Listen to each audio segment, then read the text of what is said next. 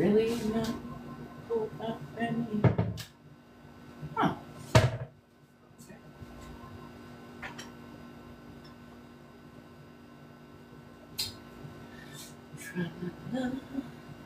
Oh. I'm silly. Hello, darlings.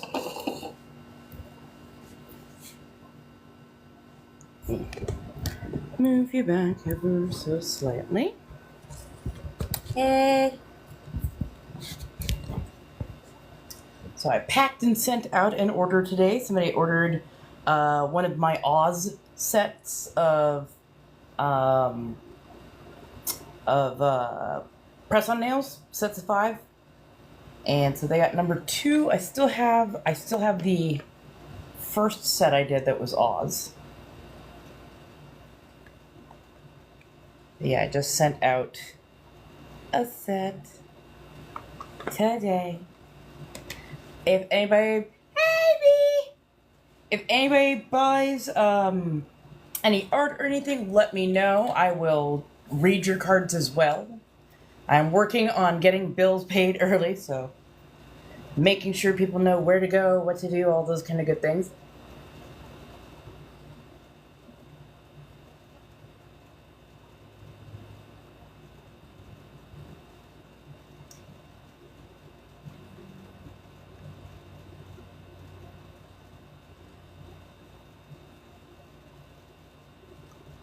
Oh, and where are my little feral fan fictions?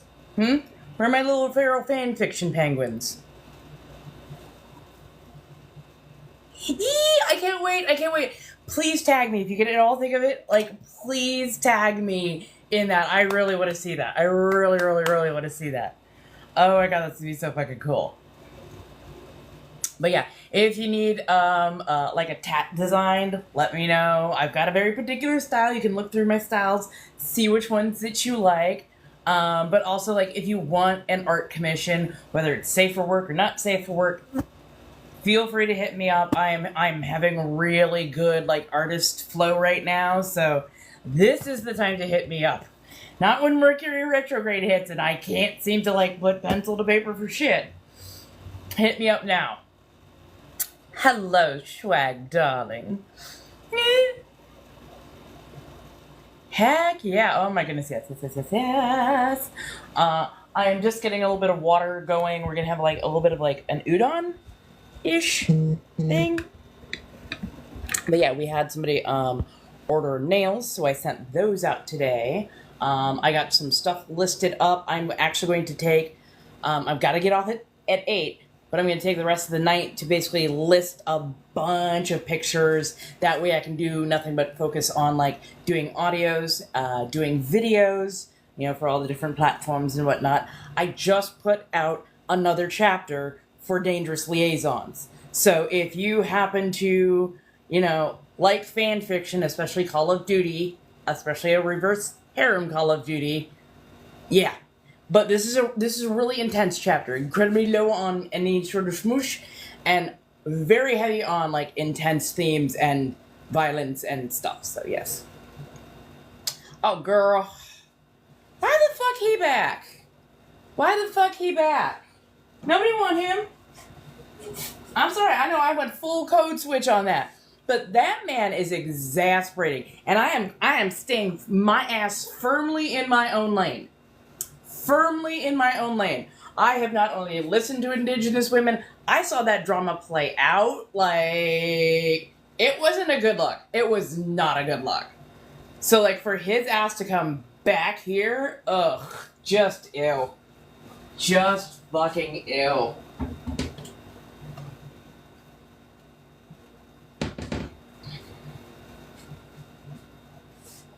Hello, darling. Thank you so much for all the loves, for the gifts, and the everything.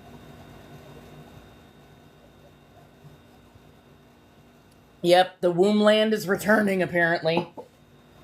This is not what we meant by land back.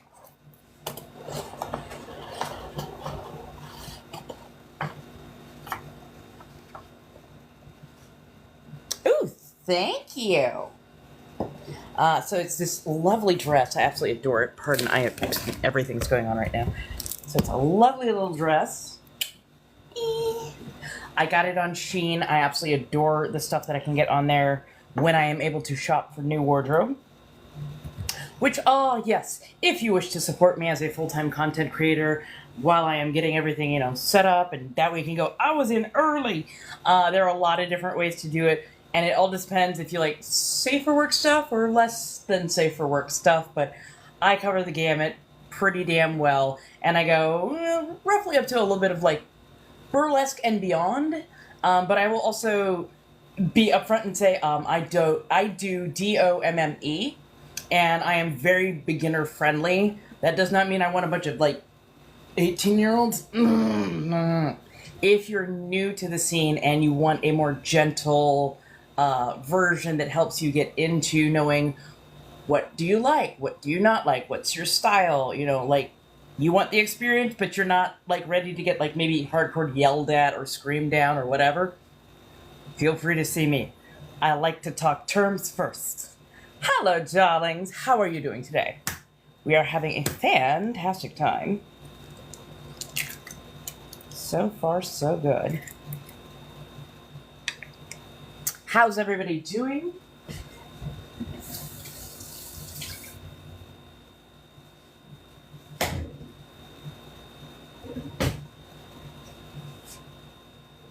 Oh, that's right. Let's try. Well, we'll see if I can poach an egg.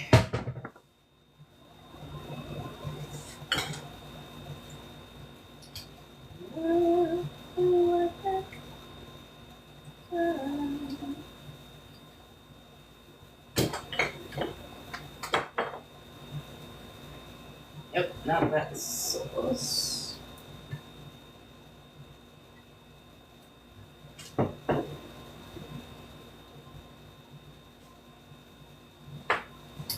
Salt.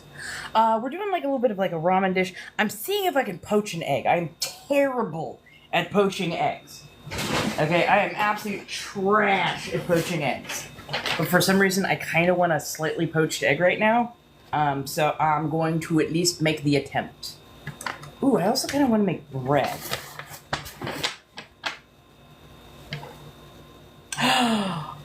Fucker! I'm having PMS week. Yeah, I'll still be doing the Twitch stream tonight. I'm just really wanted to get some food in, and I figured we'd have some company. Ooh, that's that. Almost drank that.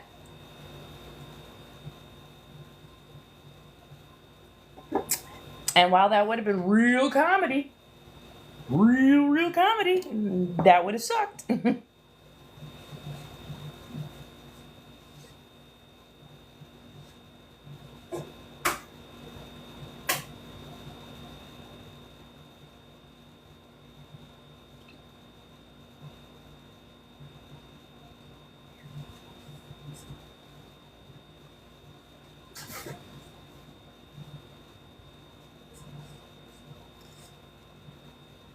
Yeah, that was the egg. Well, because I had an egg that I wanted to, like, mix up so that I could put in the sauce and make it, like, nice and creamy and shit. And I'm just like, I wasn't paying attention because I also have another glass out because my ADHD ass is thirsty. And, yeah, that would have been so bad.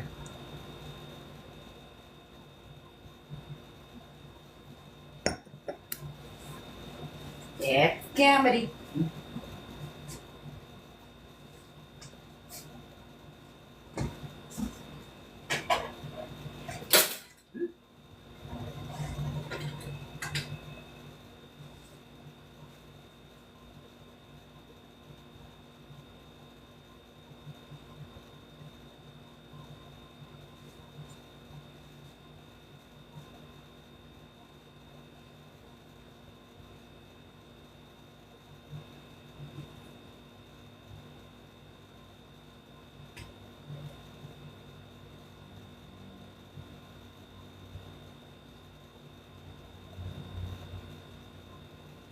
Okay.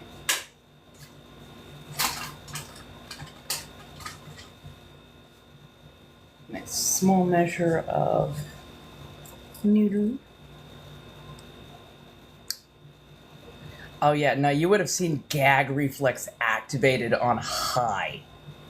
There are certain textures that set off my gag reflex. My gag reflex tends to be really low, but like it's texture. It's not even taste, it's texture. And like that kind of like stringy, slimy, slippery, I just can't do it. Can't do it. Cannot do it. That and bananas that are even a hint ripe, apparently. Hello, darling. How are you doing today?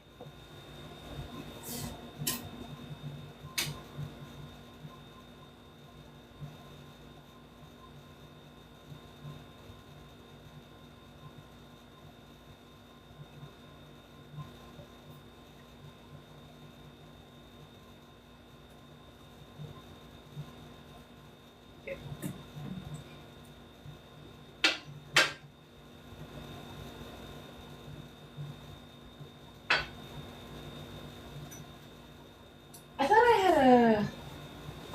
I had a skimmer.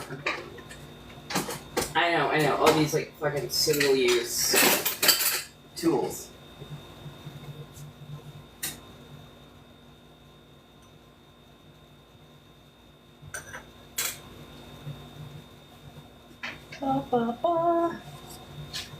Noodles.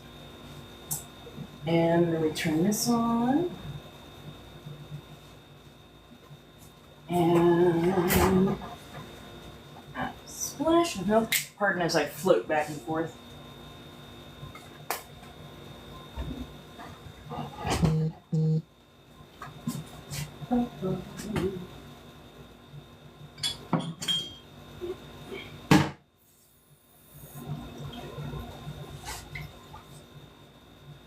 Sauce going there. I'm doing pretty good, thank you. Yeah, looking good. Been getting stuff listed. I've been consistent, or at least much closer to consistent, on, posting about stuff. And actually then talking about stuff and, being pleased. So, this I need to make sure that I mix so I don't, end up eating it. Like, fucking accident.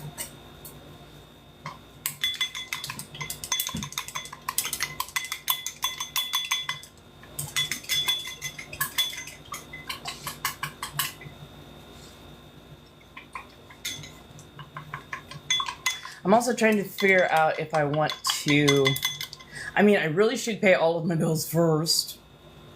But I also really kind of want to, pick up either Netflix or, Crunchyroll, because I am suddenly feeling like binging anime. Oh, thank you! I do my best to, just bring myself to the table, as it were. And you guys get mostly the safe for work version of me. But I don't mind that it is the safe for work version of me, because when people get to see my not safe for work version of self, I love it. I'm sorry, it's mostly, fuck, yeah, that's the one. I like that reaction. I was supposed to go to BlurredCon this month, and I was not able to get it pulled through, which I guess it's kind of a good thing that maybe I didn't get to go, because I would have been, scrambling and panicking, to get stuff done after having that really bad bout of depression and not getting as much stuff done as I wanted to. But also, apparently, one of my friends got blitzed and tricked into almost meeting up with he who does not get named around here. So... had I been there, that might have been a very waspy unpleasantry. Because I would have absolutely gone in and just been my lovely, lovely self. Yeah. I'm not appreciative of that. And, had I been there and had I been blitzed like that, I don't think I would have panicked or anything, but I would have been really, really fucking loud and firm with my friends in that moment, as to how I did not feel that that was appropriate for them to just spring that on me. Because he was wildly disrespectful, out loud, in public, on lives. It's not on the friends to go, okay, you guys should just go ahead and make up. That is on him to start the process of apologizing and healing that gap between him and those people. So, yeah. Oh, thank you, darling. Oh, not even the least. Not even the least. But, I don't ever expect him to. And that's the whole thing, I guess, that is just blowing people's minds, is I don't ever expect him to. I don't expect him to ever apologize to me. I don't ever expect him to apologize to the person who privately called him out before he, again, drugged me and them into a public, more public area. Like, I don't ever expect any sort of accountability from this person.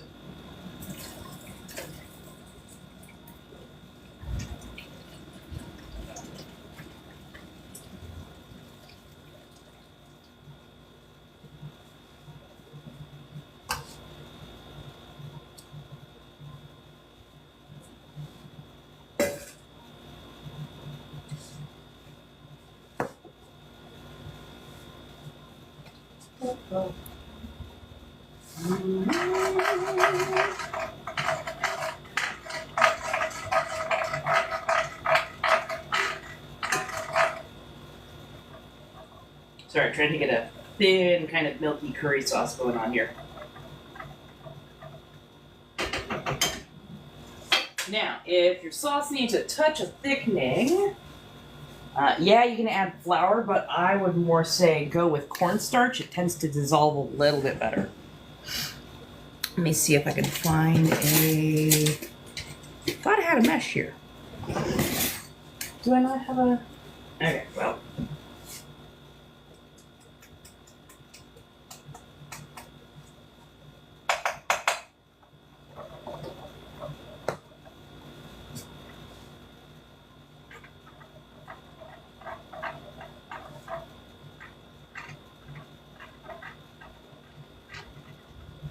Give that little bit of time just to thicken up for a second.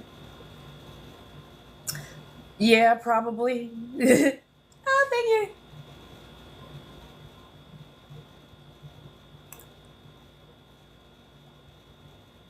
Oh yeah, no. Like I honestly, I don't care. I don't mind. Like I don't even think of them. But like, a friend confided in me that like they got blitzed.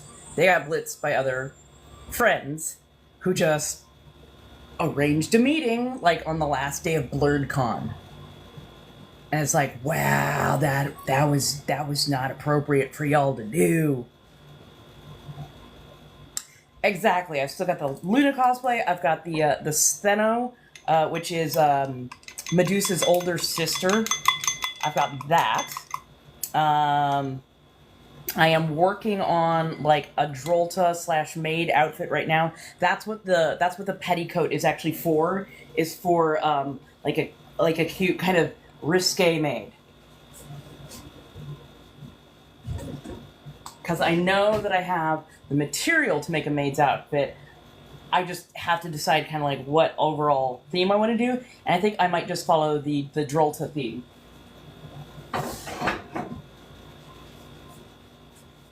Sorry, putting a curry sauce to some noodles.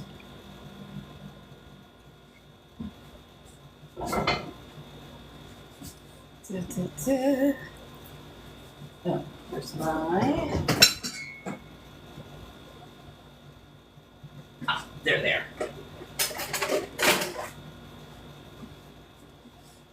Oh. Yeah. So I had the idea at first to make her just a regular kind of covering petticoat, and then I was like, no, this is supposed to be smexy Drolta. So if I'm gonna do Drolta, it should have a bit of drama to it. It should have a bit of some interest to it. So yeah, I decided to make it a little bit more little bit more sexy, a little bit more Drolta-esque. Oh, and if people would like to help me out with like cosplay outfits and whatnot, because I know sometimes people like to sponsor, there are some things that are available on my throne room. I will be working on updating that. And it basically, if I could get the pink highlights, the pink bundles, I would absolutely adore you. I will shout you out from the rooftops because I need pink bundles for her hair. I've already got I've got some really cool horns I'm going to work with. I've got all the materials that I need. I might need some boning for corsetry, but for the most part, I think I can get most of that covered on my own. As in, I might be able to modify the patterns just a little bit. But yeah, so like I think the pink bundles that I have on there, if they're still there, I might have taken them down or they might have been discontinued. But if the pink bundles are there, I think it's like only like $12 or $15. I tried to keep it under 20.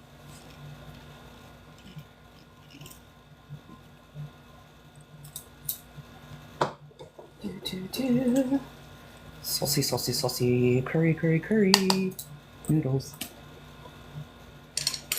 I do love S&B curry because they do really well at really having like a lot of flavor, a lot of spices.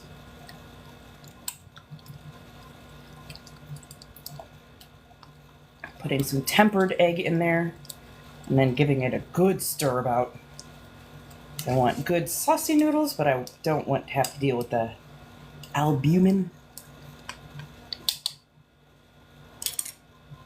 And we've got our poached egg. And then we've got our green onion that I will just, scatter all over the floor. Ta-da! Yes, I'm making a whole new corset. Oh, that's right. I keep forgetting. Sometimes I don't always show you what's going on in my mind. Now, I'm also working on... I'm allowing my brain to switch between the two different ones. So I'm working on the Ms. Midnight. I've already got most of those patterns done. But, this drafting can happen. This drafting can absolutely happen. So instead of being a solid front... petticoat like this, I'm going to do just 2 longer tiers and then put the bulk of it at like basically this area back so it gives it a lot of poof. And then we'll have just like swim trunk type bottoms on the front or really, really, really nice underwear. Oh, thank you so much. It took me a while to learn. It took me a good long while to learn. I didn't grow up anything more than doodling, and then I went to fashion college and they're like, you gotta learn how to draw. And I'm like, okay, but most of the stuff I know is comic book art and anime and manga and mangua and that kind of stuff, so you're gonna get a very particular look. And they never, they hated my stick figures. So I call them stick figures, the 9 heads, the 9 head tall, long, dangly, stick people, silent man Kurokis that they make you draw for fashion school. I just couldn't do it. Because I'm like, it doesn't look like it's on a person. It looks like it's on a hanger.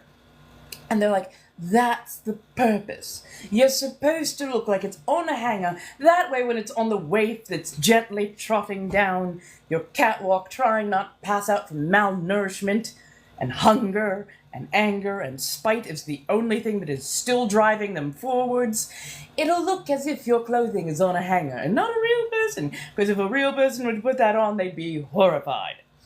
I'm like, ow.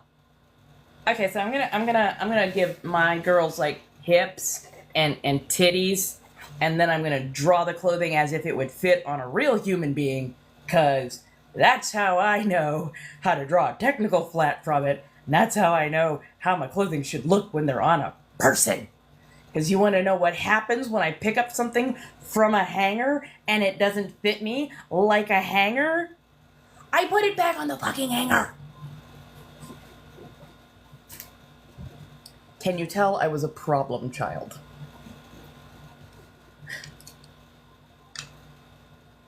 Yes.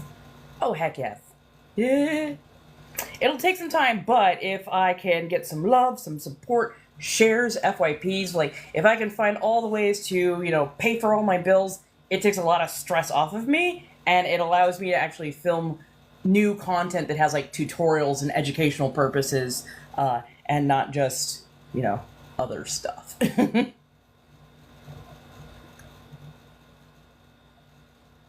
That is a lot of noodles in one go. Hello, darlings. How do you do today? Thank you so much for getting me over 2,000 likes already. Y'all are doing fantastic.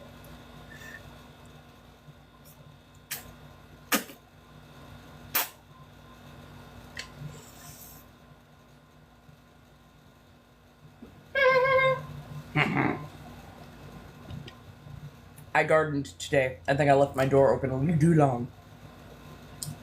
Thank you so much for all the gifts and all the love. How is everybody? What shall we talk about? All the good things to talk about today, honestly. Oh, yeah.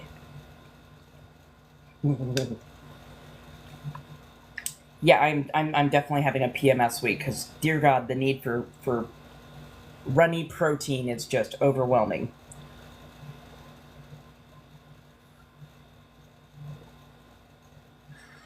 Don't worry, so do mine sometimes. Like not all of mine are perfect. I just get good at getting them kind of al dente, and then adding things.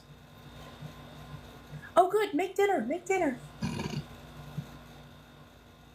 So let's see. I put a tempered egg in here. I put some curry, a little bit of milk, water. Added myself a nice poached egg, a little green onion, and then just some nice thin, almost like somen noodles.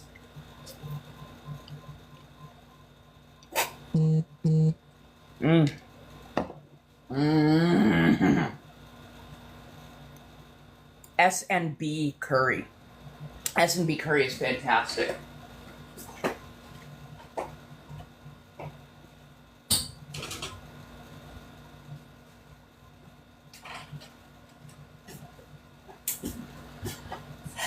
Oh, I didn't get to go to BlurredCon, but don't worry. Apparently there is one coming up in March.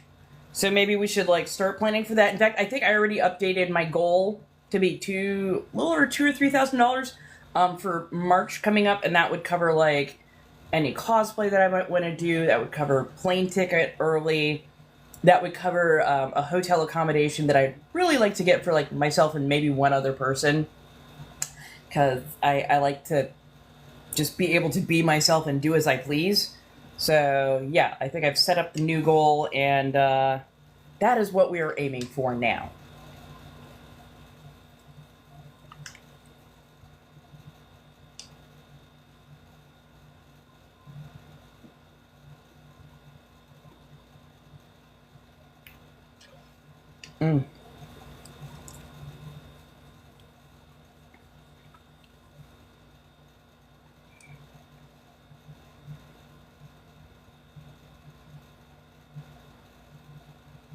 Huh?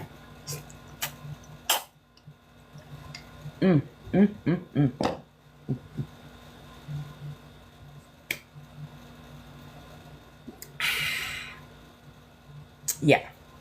No, and honestly, from what I heard, most of BlurredCon seemed to have gone well, but one of the friends that I would have been with, they were blindsided by nearly walking into a meetup with he who does not get named around here. So yeah, I'm on one hand, I'm yeah, you know what, I'll just go ahead and wait for March. And the other hand is ooh, I dodged on that one, because, yeah, I would have been civil, but I would have been the most raging, see you next Tuesday. I would have made it very uncomfortable, both for the friends who arranged that and for the person who has done nothing to apologize for his actions and has done a whole lot to stir a pot that really didn't need to be on the fire. So, yeah. Yeah. Yep, they did it on purpose, thinking that they could push forward a reconciliation, which is fucking gross because he's done no work to, like, apologize on any level to the people who were hurt. So, for them to expect that that friend was just going to show up and be okay with, like, reconciling when no work has been done, it's kind of like, no. Yes, I am definitely doing readings. Anytime I'm on live, you can ask for a reading, and it is $5 per card, and whoop, there we go. It's $5 per card, and that will let you... wow, my brain short-circuited. $5 per card, links in Lio, first 4 or so should be direct payment links. Let me know how many you buy when you come back. I'm sorry, my brain glitched. Yeah, exactly. That is not something a third party gets to decide. And so yeah, like the fact that happened, I'm like, ooh, no, that would not have gone well, because I would have been civil. I wouldn't have been like screaming, yelling, like losing my shit and something. But like everybody there would very clearly and quickly know that it is not their duty to try and force reconciliation between me and an offending party, especially when the offending party has done nothing to rectify the offense that they created in the first place, or the harm that they created in the first place. So, yeah. Oh, no, he's dating somebody else. That's not the problem. Like, the problem was never him dating people. Never. It was the outright disrespect that he oft used when talking about me, because he wanted to make it well known to this person that he was interested in that he had no interest in dating anybody else but them, and that I was nothing, that I meant nothing, that I had no potential to be a partner, never had potential to be a partner. And he did this like loudly and repeatedly on lives that go out to the public. And he did this a number of times, and then he did this when I was in that room. And I was the one keeping the conversation going. I was the one that was, like, getting all the taps and likes, built up. I had, like, 12,000 taps under my belt over that period of time that I was in that room. And, yeah.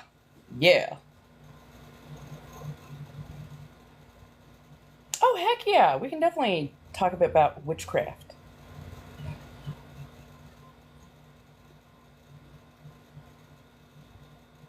Yeah, I mean, oh, thank you so much. I just saw that. 4 of them, right? So yeah, like, again, I'm not worried about who he's dating. He can drag his dick through whatever. I do not care. He was not good potential for me, and honestly, he pulled some shit that slowly closed that hinge like a rustigate. Like, you can hear the windows shut down sound. Like, yeah, no, he wasn't... It's like, the gate opened for about half a second and went, oh, no, we're just gonna go ahead and close that. That's not gonna be worth it. So yeah, like, it was never like that. We were always, like, on a friendship level, with some tension occasionally in the kind of way. But, like, we always made sure, or at least I was making sure to, like, tap and go, hey, we're still on the same page, right? That this is... Okay, cool. But yeah, like... And again, I want absolutely 0 people, none of my penguins, I would be incredibly cross with you.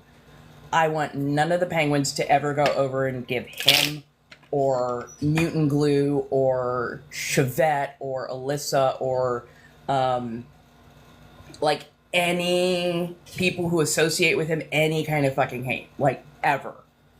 It is, A, not that serious, and B, that is not how we comport ourselves. Like, we don't... I'll stoop low when it actually means something. Stooping low at this point would just be meeting them on their level, and then we would all be miserable, so no thanks.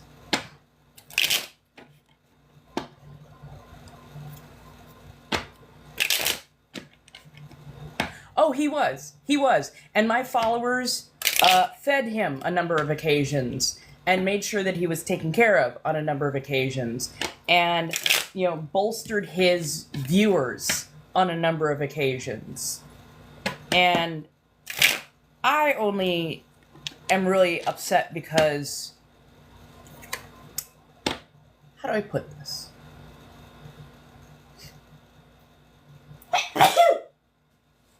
Apparently somebody's talking about me. But no, it upsets me because that means followers saw something, but they trusted my optimistic instincts a little bit more. I could feel it. So, yeah, it was like, damn it. Damn it. Fair enough. So let me do the 4-card pull real quick for Ilea.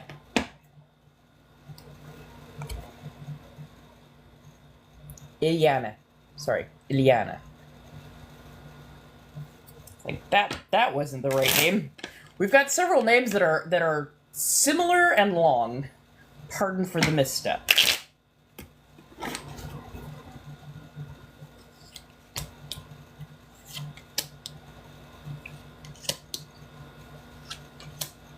Oh. Interesting. Page of Cups, Ace of Wands, 10 of Cups, and the Moon. Both the cup suits are upside down. Iliane. Oh, Iliane. Iliane. Okay. I will try to remember that in the future. Sorry. So, let's... Okay, cool. Okay, so we've got... And remember, I'm reading them from my perspective. So we've got the 10 of Cups, but upside down. I'm sorry, Page of Cups, but upside down. Page of Cups, but upside down. So usually it would be like a new opportunity coming in, and like this would be the Herald. And the Herald in reverse, it feels like they really dropped the ball. Like the delivery boy did not get you the package on time. Like there was a time frame and you didn't know it, but like they fumbled the bag, so you ended up feeling it.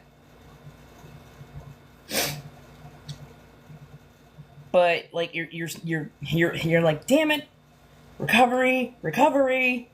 So yeah, you ended up almost pulling like an Ace of Wands yourself. You made the Ace of Wands. Nobody else made it. You made the Ace of Wands, and the Ace of Wands is like a new stability, a new thought, a new way forward. Where did I put my... Oh, why is my nose running? My goodness. Pardon. Goodness. Let's see, Ace of Wands, because I might as well just grab... So an opportunity that harnesses your ability to express your will. So basically, yeah, like I said, you willpowered this into existence. You're like, fuck this noise, we're gonna do it. So like, yeah, you took control of the reins and like redirected. Hey, how you doing, darling? So yeah, you redirected, you were able to like start something new, like pushing forward. And then you had a 10 of Cups moment. 10 of Cups to me feels almost like a minor tower moment. 10 of Cups, it's kind of like, it's when you step back and everything falls into place and you get all your accolades and you see everything like line up and you're like, yeah, that's how I meant it to be. This is the masterpiece. And instead you're like, yeah, no. Well, shit. And it's tied back to this. The fact that you have the 10 and the page showing up, like, literally, cards apart, that is a sign, at least in my brain. But yeah, like, you were so close and just no. And it relates back to this. There was just one detail missing, one penultimate missing to, like, really push your project over the top. I always say project because it feels like work, but not like something necessarily that you dislike, just something that you'd been working hard on and put a lot of yourself into. Um, and like now you're kind of dealing with this moon moment where you're not sure if you're like walking down the right path or if you're Delulu. Like, am I freaking delusional? Am I walking a clouded path? Am I like just tilting at windmills and shadows? Like, what the shit? And it's not that. You're not tilting at windmills. You really aren't. You are walking a narrow path, but it was like literally there was a root that popped up in front of you. You tripped over it. You stumbled for a moment, but it doesn't mean you're on the wrong path. It just means you got a little tripped up. And take a minute to like sit down, make sure your ankle's right, make sure everything's like in place, and then get back up and continue to walk. But yeah, like take your time. Take your time. And working on a crochet line is not easy. I feel ya. And I love good crochet. I love art. I absolutely adore art, especially like, if you can do watercolors and fiber arts and spinning and all that. I fucking love that shit. Hello, darling. Hello, Gary's girl. How you doing? Hey. Oh my goodness. Oh, I'm glad you got a nap in amongst the insomnia. If anybody else needs, please by all means let me know. Let me see. It is $5 per card. And I think I've almost got a way to set up some. I've got some canvas that I worked out, so I will be hopefully setting up menus soon, so people will know how much for cards versus how much for how much for other stuff that I do on other sites.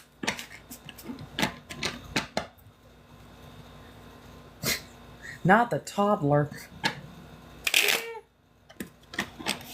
Oh, heck yeah. I love a good mixed media. Like, mixed media is a beautiful thing. Well. Oh, that's right. I gotta turn on the computer.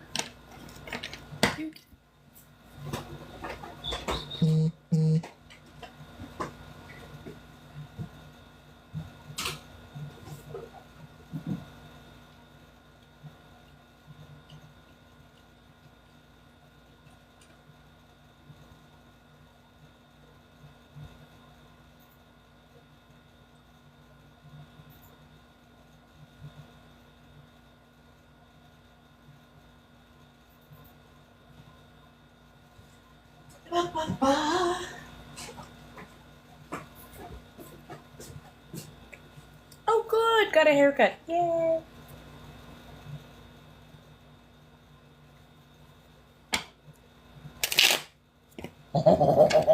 Yeah, we get those. We get those. We do get those. They tend to be like near good water sources. Funny enough, they can also live in sewers, so fuck them. Cockroaches like really tight spaces, narrow spaces. There's something called positively thigmotactic, meaning they like to be in narrow spaces like floorboards, cupboards, anywhere that is dark, at least semi-cool, and like if there's like not a lot of overhead light. If they see light, their bodies are actually set up to sense light, so they see light and that tells them just fucking run. Just run. That's like, like you're in a bad apartment and like you pop on the lights and you see them and then they just scatter. Yeah, it's because they're really good at seeing light. But get yourself an insecticide that will neutralize the larval stage or the egg stage. Because here's the thing: is if you just kill them, they can still at times release an egg casing, and so it doesn't necessarily take care of them. Even if they lose the head, they can like live for up to 72 hours without their cranium. It's wild. But yeah, if you get the stuff that actually treats them as they end stage, and so that they can't like reproduce, that's one of the better ways to knock them down. Also, I'm a big fan of the sticky traps, but sometimes sticky traps will also catch like mice and other things. So if you're not good at handling sticky traps, and those things do get stuck to like fucking everything, so just be careful. But the enclosed like roach motels, those are helpful, at least somewhat. So yeah, oh yeah. They love a good bit of like moisture, because the moisture not only makes it easier for them to exist, it also has that's a water source, and it brings down the ambient temperature. So yeah, just it perfects the conditions for them. They are weird little fuckers. Oh, be so careful if you have pets. Always make sure whatever you're getting is pet safe, and don't mistake pet safe for being safe for pets to ingest. Pet safe just means if your dog or cat gets a little, they're gonna feel, but it's probably not gonna undo them. If, on the other hand, they eat a bunch of it, you're looking at a vet bill, because both ends are gonna open up. Thank you, darling. Oh, that reminds me, I should put a little bit more touch to this aesthetic, because if you know me, or if you know in a Bathory,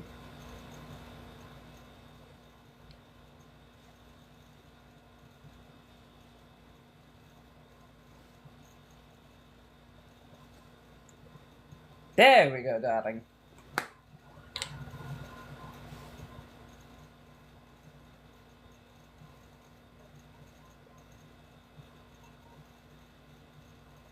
I love how pigmented this particular one is. Like, literally, I overload the blush, or overload the eye powder.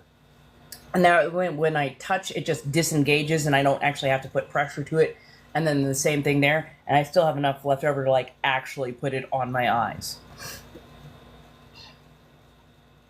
Did I ever have a goth phase? Me? Goth? Darling, I grew up in the goth era. I am just only a few years too young to be like a proto-goth. I am so close to being a gloom cookie and so far away from being an emo, or a scene kid, or an e-girl. Though they are all my children. Oh, let's see.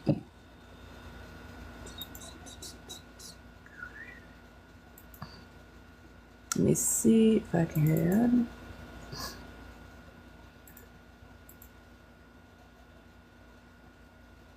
Oh, I unplugged it.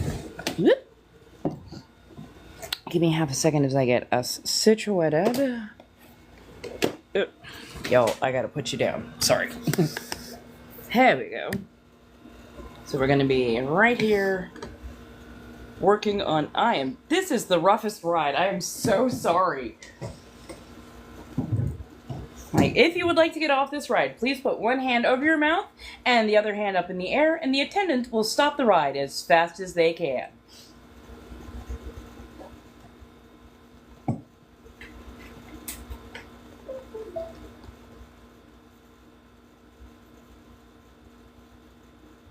There we go.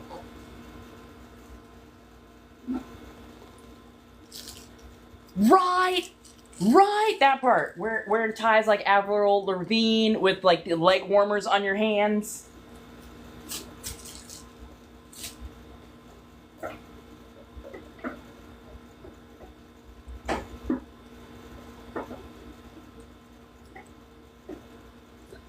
Avril Lavigne, Paramore, fucking Evanescence, MCR. I know, yes, they were a little bit later.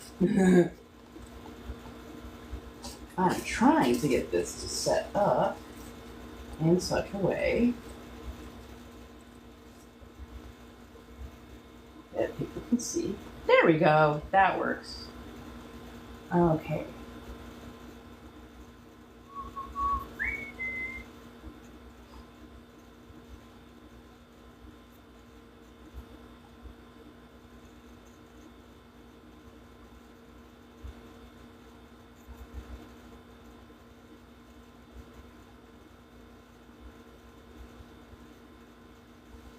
Okay, there we go. Hello, hello, hello.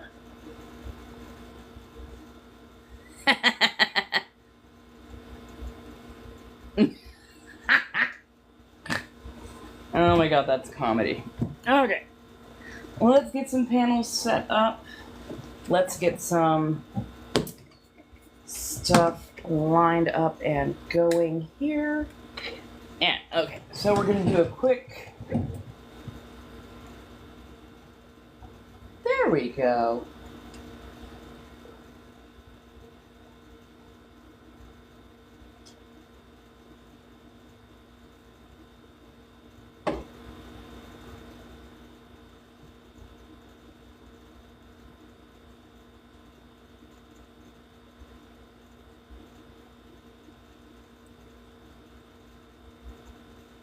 Okay, so let me pull you up just a little touch. So let's give you a quick how to do on a lot of things here.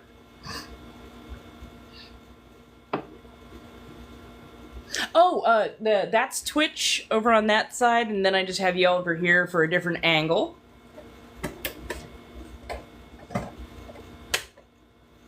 Okay, so again, when you're winding a bobbin, you push it over. So that's there. Make sure that you have that on, and then you just depress your pedal.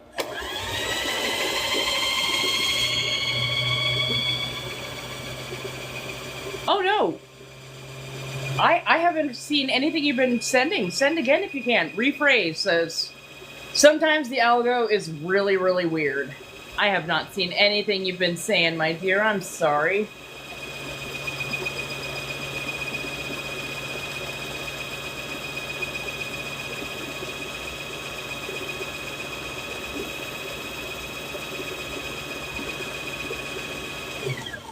Now, you don't want it to be perfectly flush with the sides. You want it to have like a little bit of overhang so you can still see the holes just a touch. If you go all the way out to the edges, that can create a different set of problems, because then your thread is going to want to pop off sometimes. Hi, how you doing, darling? Oh, Calypso Lemonade's pretty good, actually.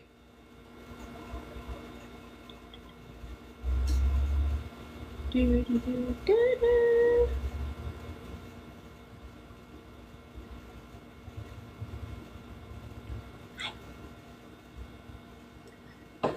Maybe I want to do my own thing. I mean, I kind of want to do my own thing. I want to be self-sufficient in my own way. I want to have my own rhythm, do my own thing.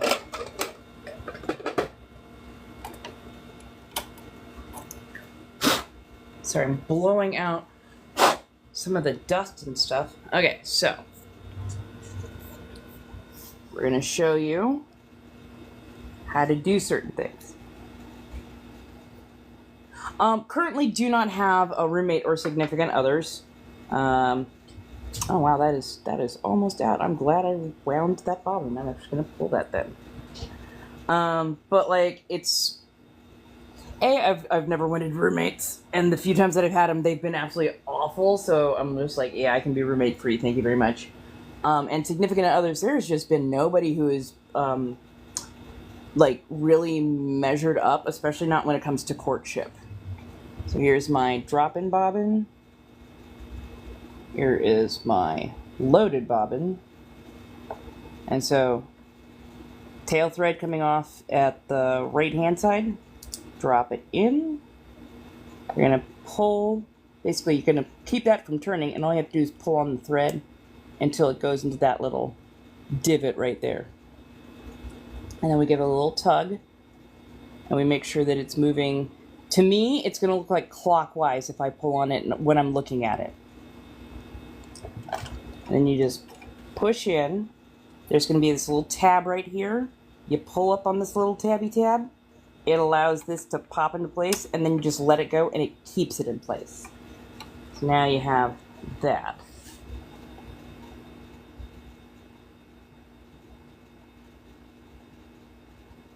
Ooh, the strawberry lemonade. The strawberry one is really good.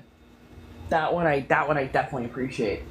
Hello, darlings, over on Twitch. I'm kind of dual boxing right now. There's TikTok, there's Twitch. Y'all can look at each other. It's fine. Well, Twitch and what do you call it? Twitch and I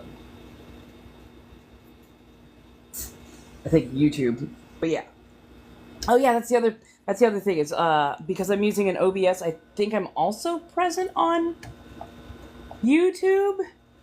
Somebody would have to tell me if I am. No, they do it so I can see it. It's more noticeable for me and less easy for me to like space get at it. Okay, so let's pull you back up. Pull you back up. Pull you back up. There we go. Okay, so we're gonna thread the machine. So I've got my spool. Spool goes on. So there's this tabby. I go behind, around, then underneath. This is a tension wheel. Underneath, between the little goalposts. See now? And you see how this has a thin slot? So you go down the thin slot. Don't worry, I'm moving you around to the front. Down the thin slot. Make a U-turn, because that's what it tells you to do. And you're just going to push it all the way till you hit the back here. Trace that wall. And then pull forward again. Because there's like a little hook right there. You can see it. It's basically looping. Then you pull it down. And behind this little guard. And then behind the little guard that's in front of your needle.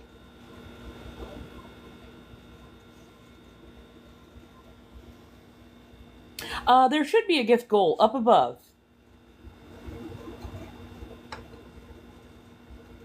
Over on Twitch, I think you can give just whatever you want. I don't think you have to, like, set a goal. But over here on TikTok, I do set a goal, if at all possible.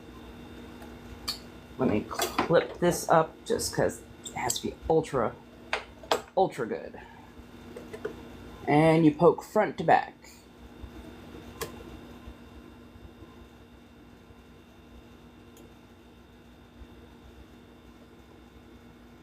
I feel blind?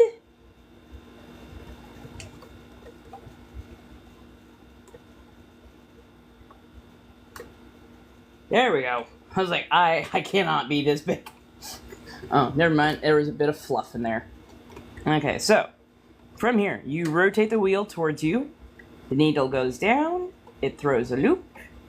It brings that loop back up. Or at least it's supposed to.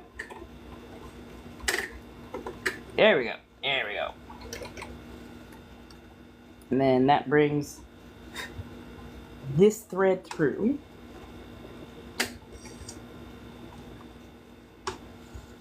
Let me make sure that those two are not.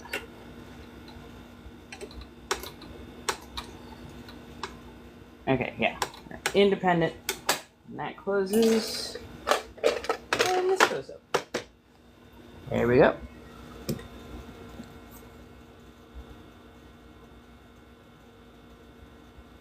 Oh. Yeah, the current gift gallery, or the current gifty that I have up is that W coin. Huh. Yeah, like they're the W coin that has, I think they're like 5 coins a piece. Something to that effect. Okay, good. Yeah, I swear with this app it's always so slapdash as to what is going on. Okay, so that's everything in. Now, let's get everything. There we go.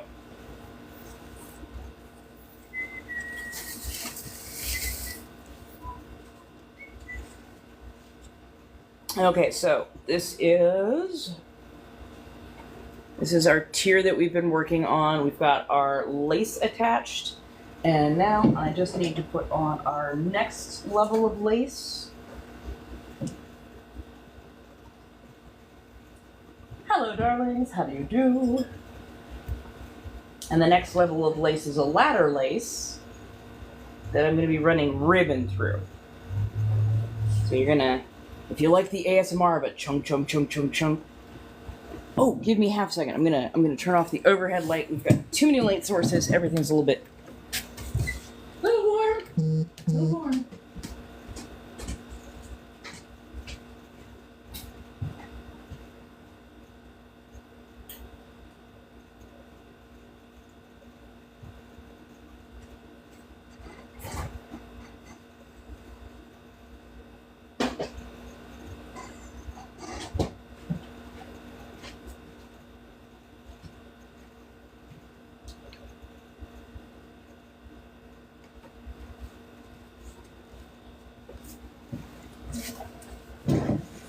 If y'all like Daiso, they have got Honey Maru. I couldn't resist myself. I know. It was my one frickin' splurge. But yeah, I saw this and I could not stop myself. They have some of the cutest fucking boba plushies. And I'm like, I don't normally go in for plushies, but sweet God, I wanted to dive into the middle and just roll around like an unhinged cat. Like, they had an axolotl boba plushie. And they had like lemon plushies and apple plushies. And they had these really, really, really cute teddy bear boba plushies. And I want one really bad, but I'm also like, I got my one. I have to be responsible.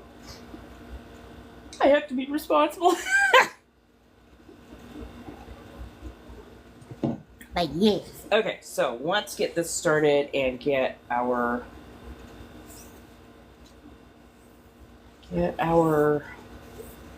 lace on. Yeah, so I want it to lay a certain way. So this is the lowest tier right now of the petticoat that we will be working on, my dears. And basically, I'm going to go ahead and do this freehand. Hey! No, right? Isn't the background awesome over here? So if you're over on Twitch, we've got a lo-fi cat witch background. It is absolutely spectacular. I love it. I will try and make sure to look back and forth, I promise. Thank you so much for all the gifties. I appreciate it. Okay, so right now we're just going to get everything lined up the way I need it, which means lifting the foot and repositioning occasionally.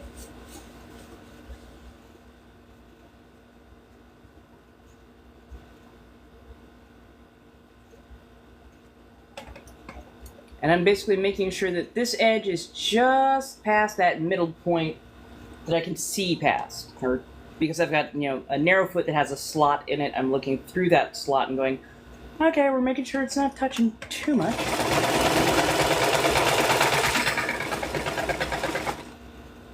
Yeah, it's pretty good. Ah! Okay. Let's get this going.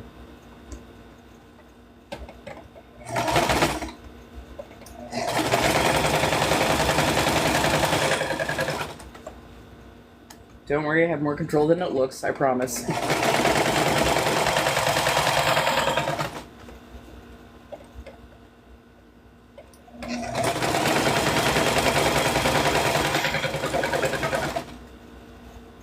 More or less. It's easier after the first couple inches. That's why suddenly everything I'm saying just sounds a little dirty.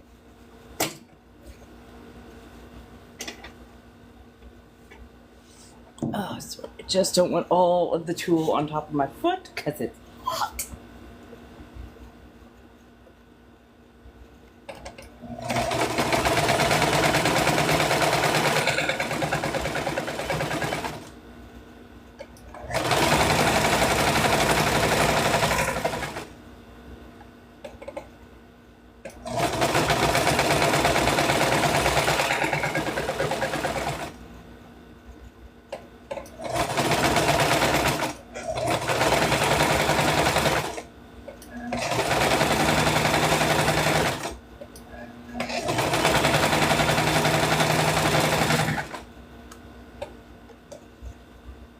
How's the view from over there? I know you're not like looking at everything head on, but I'm hoping that you can kind of see what's going on. How's the view from over here as well? We're just getting this sewn into place.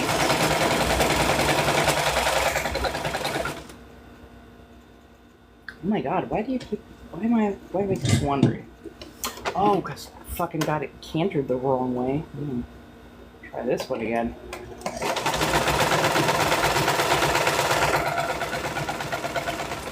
And yes, the way your sewing machine is situated can affect how it pulls. Apparently I had mine slightly out of alignment.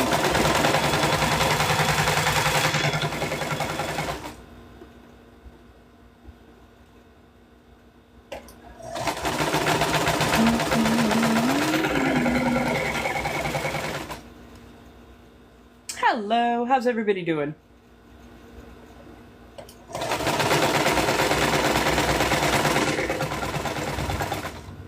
I'm here. I'm also over on Twitch. Somebody wants to buy me a whole new computer. I will also do Overwatch nights.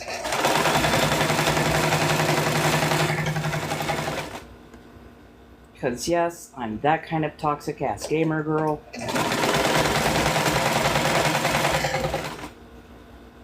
And yes, weirdly enough, I'm gender fluid, but I do still refer to myself as a gamer girl when I talk about it. Looks good, looks good. Hey, Emerald Hook, how you doing, darling? How do you do?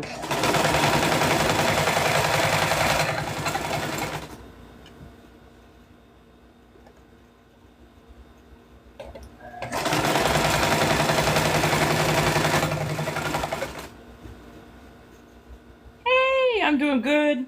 So far, so good. Do do do. Do do do.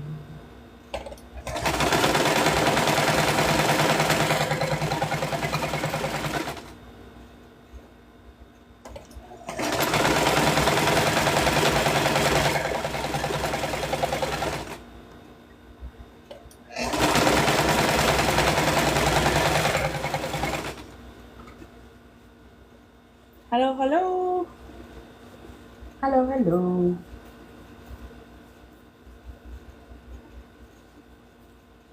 Oh, come on. Unfurl yourself.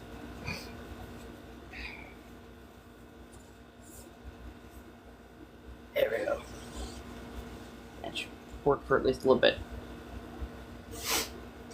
Okay. So we're working on the petticoat tiers right now.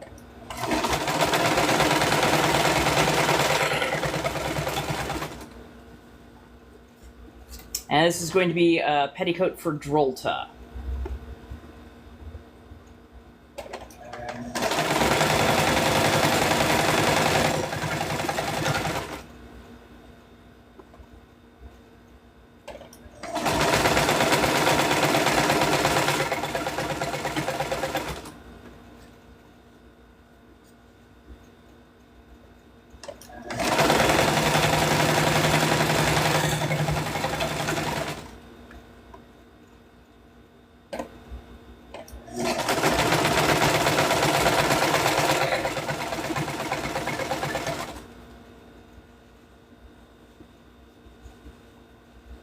I wonder if I could ever get a 50-50 split of, like, male versus female followers. That would be interesting to see what kind of content style that would be.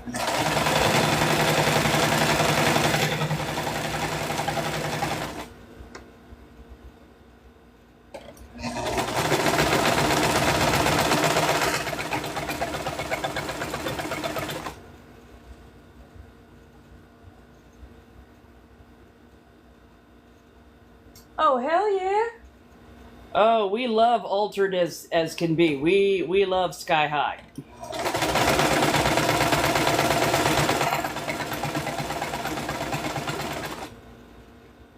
Enjoy it. There's gonna be like a lot of sewing machine ASMR, just that chuk chuk chuk chuk chuk.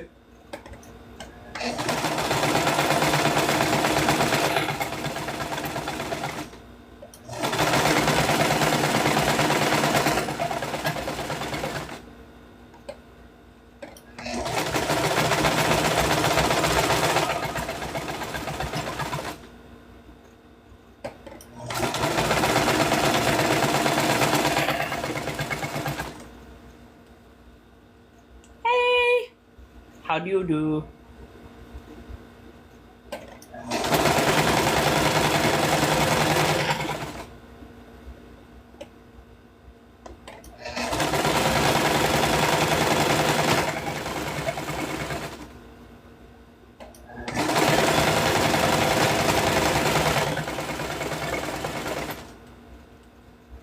So we are working on the layers for petticoats that I'm doing for Drolta. I've made a little bit of a pivot on the style, but I cannot wait to like put it together and actually show people how it's supposed to function versus like how a normal petticoat would function.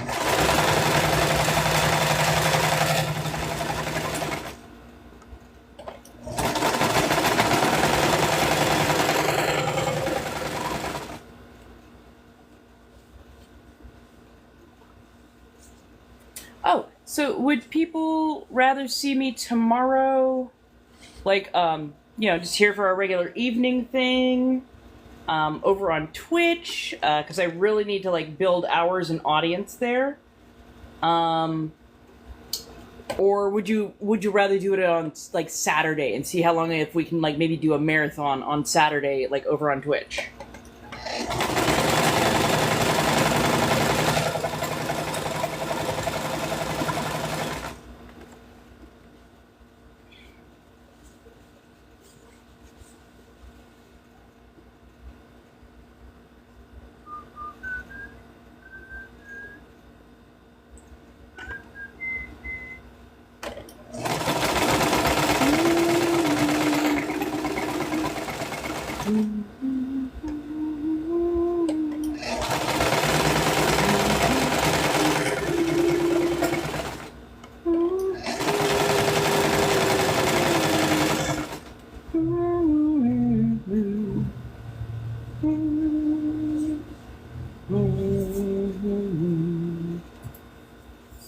Sorry, gotta get this straightened out. Am I rolled?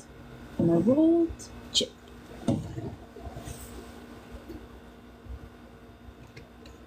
Come on. Off. There we go. So, I will also posit this to the people on Twitch as well as the people who are... You know what? Why am I making this more difficult than it needs to be? Here we go. There we go. So, I will posit this to people on Twitch and on TikTok as well. What would you all rather do? Do a marathon on Saturday on Twitch, or have me try and like split attention like on Friday between the two platforms? I'm sort of the mind that I would like to do like a marathon, like a long type.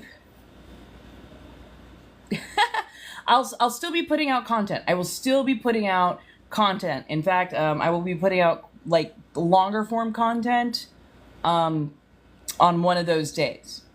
I've got a good clip going, which is why I'm just like, yeah, I kind of want to take a moment just to like give myself a little breathing room, make sure that I'm not like over exerting myself, but also still that I'm like providing good content. But then also, I want to make sure that I am consistently on. Because sometimes consistency is a little bit of an issue for me, in that I will hop around from place to place. So I'm trying to work within a neurotypical space, and it's painful.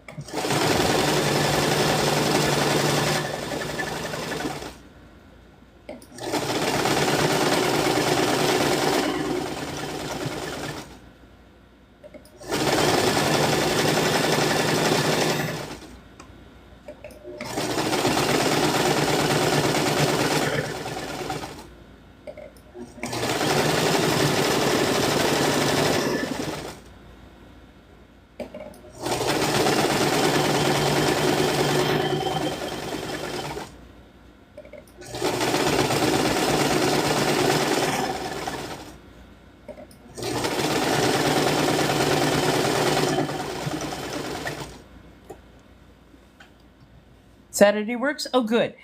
The whole reason I was thinking of Saturday for a lot of this is just so people have, or more likely to have, like, the day off. So if they, if they want to, they can, like, literally sit, hang, chill out, and not, like, be, like, exhausted from work. Hey!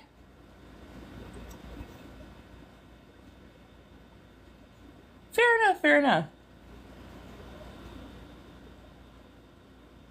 Cool, cool, cool, cool, cool. And I think I want to say that Twitch has like a function where you can see my calendar when I'm offline. So if that is the case, I want to set up like a calendar so that I can tell everybody like, okay, this is where I'm going to be. I promise.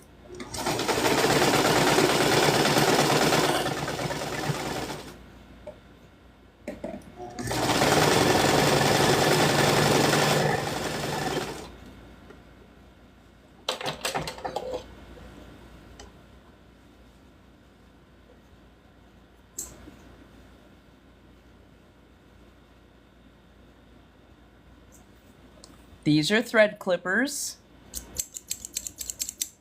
They are spring-loaded. They are incredibly like razor sharp at the very tips, but they are only good for clipping thread. They suck at clipping fabric. So don't make that mistake that I've done several times, because sometimes a bitch forgets.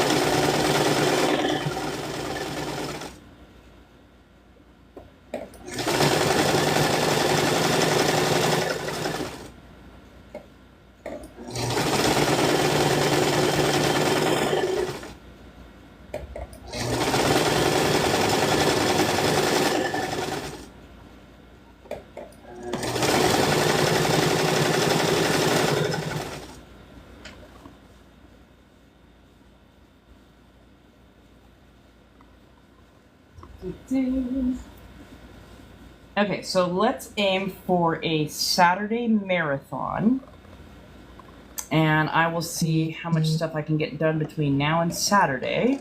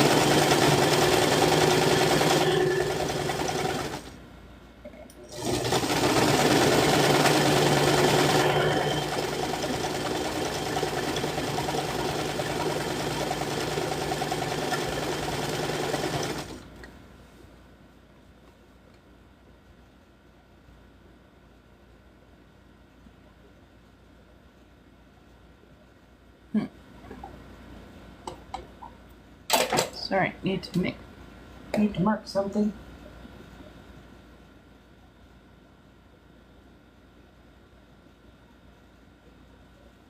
There we go.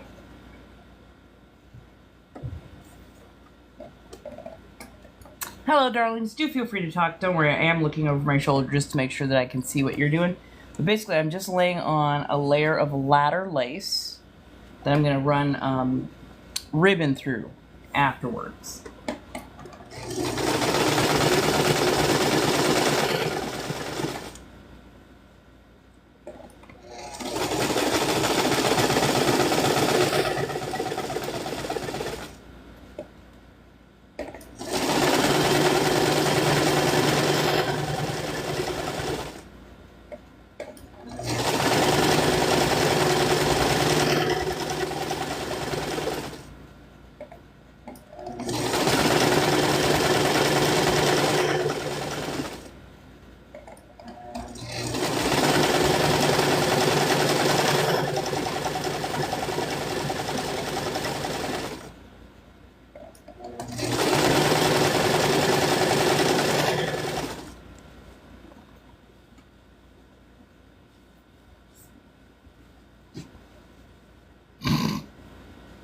Sorry, I just thought of a great insult in my head.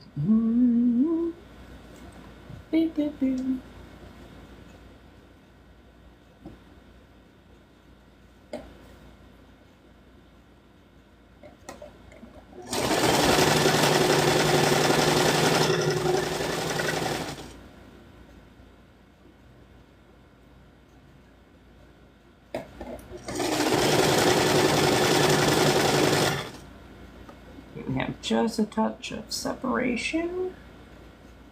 Let me make sure that it is properly tucked under this time. And laid over here.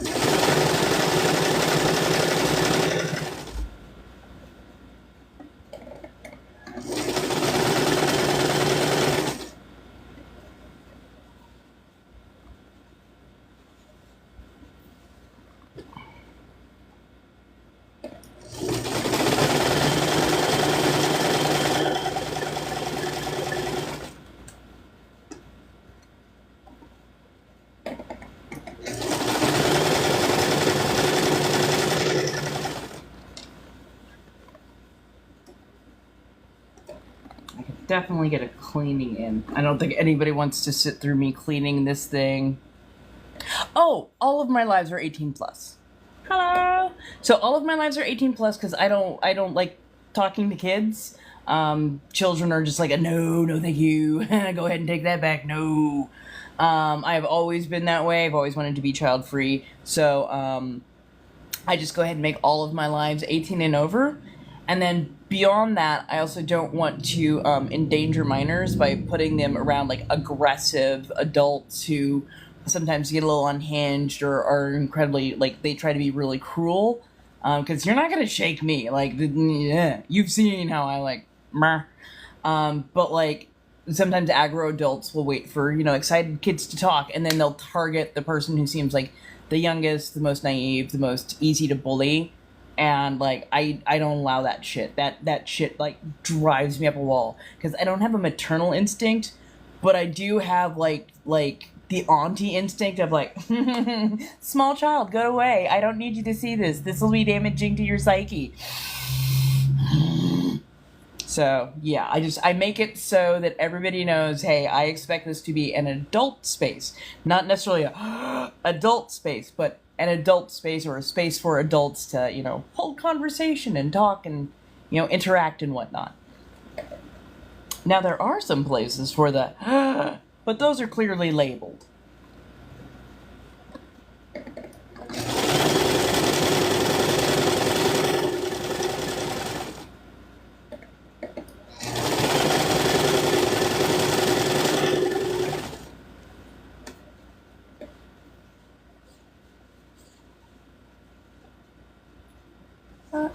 Let me turn you back towards there. So yeah, we're just putting on some ladder lace right now.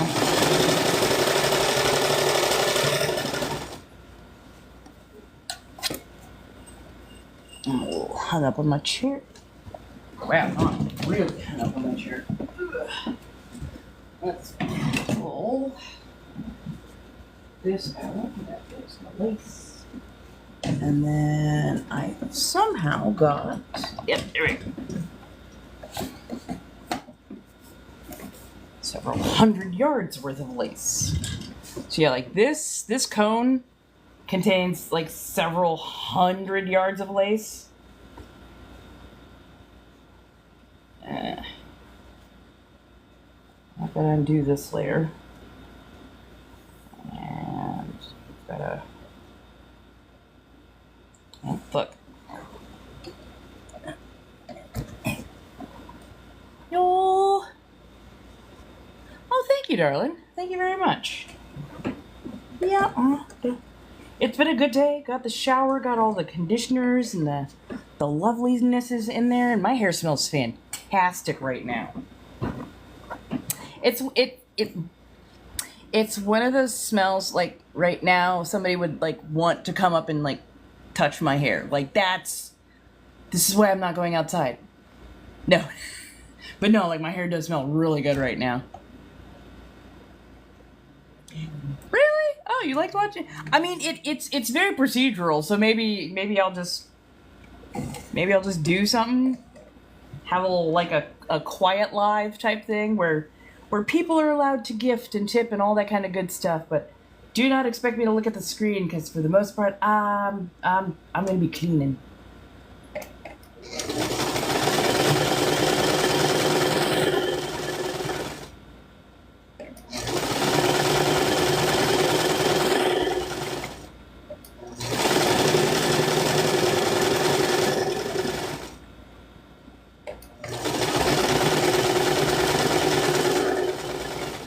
Beating of my heart as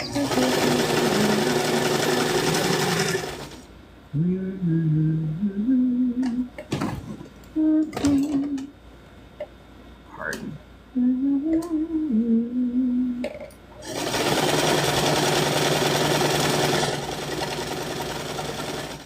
Suddenly want to watch Les Mis.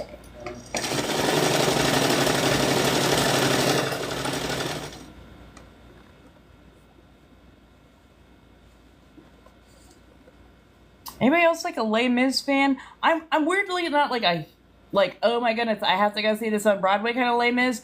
I actually liked the movie version of Les Mis with Russell Crowe and Hugh Jackman. Because I know too much about the fucking French Revolution.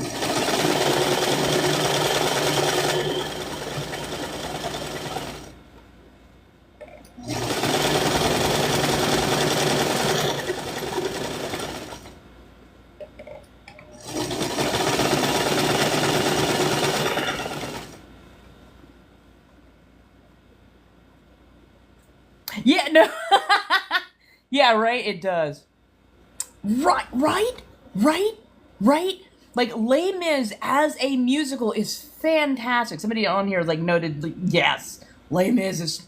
So yeah, as a musical, it's absolutely fantastic. But it also works really well as a movie, and the fact that they had like slightly non-professional or less professional singers doing the musical, it gave it more of a human feel, a very an everyman feel, which Jean Valjean is supposed to be the everyman, and Javier is like supposed to be that super ego that is like, you know, everything is to the letter of the law, the unmutable, as it were, and like to humanize those parts, which can be sometimes hard, but to humanize those parts in those two actors, like, damn it, I don't know why, but I really liked it.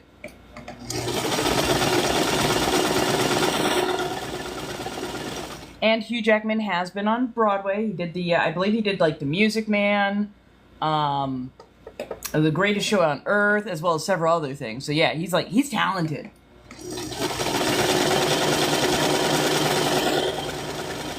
And I think he just moved in with his boyfriend, if I'm not like mistaken. Right, yes. Heck yeah. Yeah, no, they did a fantastic job. Honestly, it translates over quite well.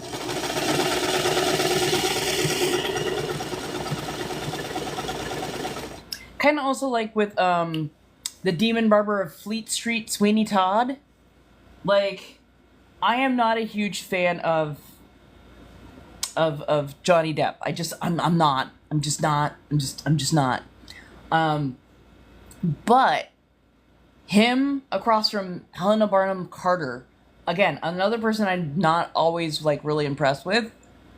Those two in that musical had the kind of chemistry I was looking for, because they both despised each other and clung to each other. She was an obsessive, he was morose about the fact that he thought his wife had passed away and that his daughter is now being held prisoner. So like, it was a really great kind of interplay between the two of them, because you could see that both of them had very different ideals of what their relationship was, but also both of them had very different ideas of how the world worked and the perception of it all.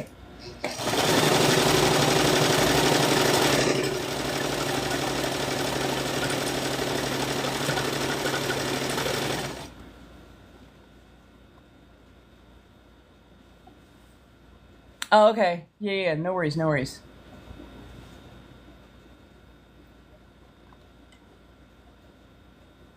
Yeah, I also have like the world's oldest computer, so an 8-year-old laptop is struggling to get Twitch to do what it needs.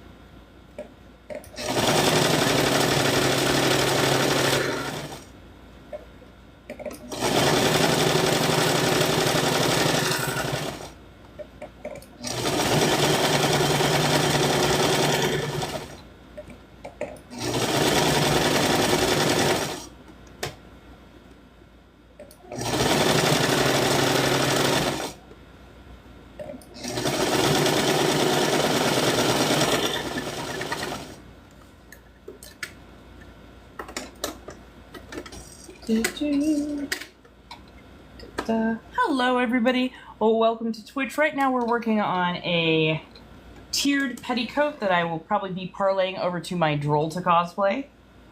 And I am adding my layers of lace currently. Okay, now this one should be a slightly swifter run. And I'm doing contrast thread so that when I teach about how I do these things step by step, people can actually see where the seam lines are. Plus, I also like a good contrast thread.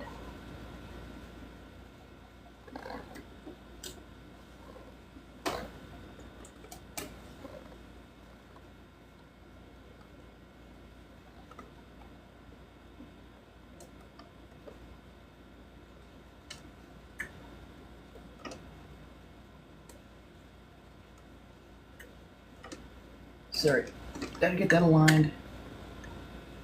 Gotta get that aligned. There we go. Good to know.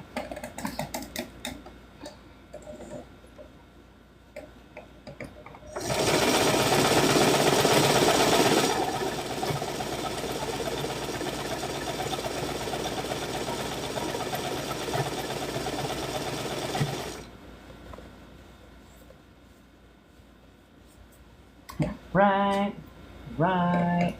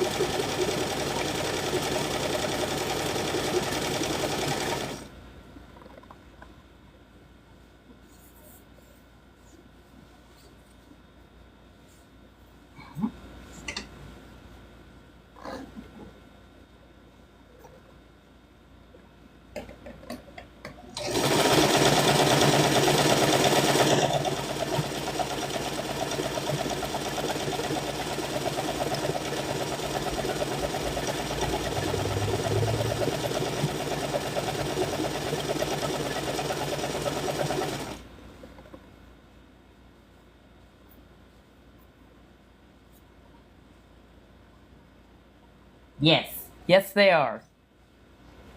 They are some fun ones at that.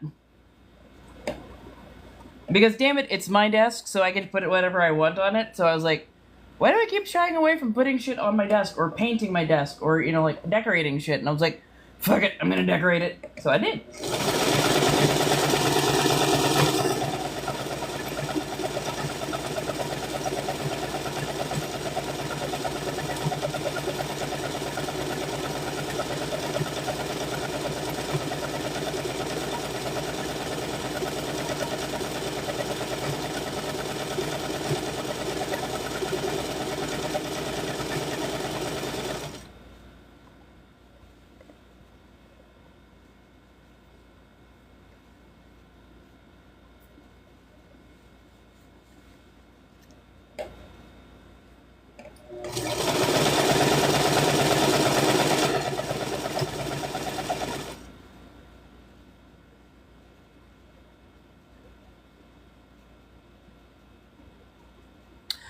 Oh, you can put that through without having to use the phone number, as long as it's at the cash tag or the tag of the Inna Bathory, TheInna Bathory, each of those capitalized. Because the last thing you want to do is give away like sensitive information on live.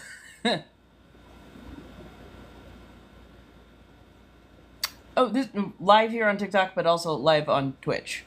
Thank you. Yeah, no, this thing is fantastic. Found it on the roadside, 100% free. Stripped out all the old contact paper that was in there, and at some point I would love to I'd love to redo it.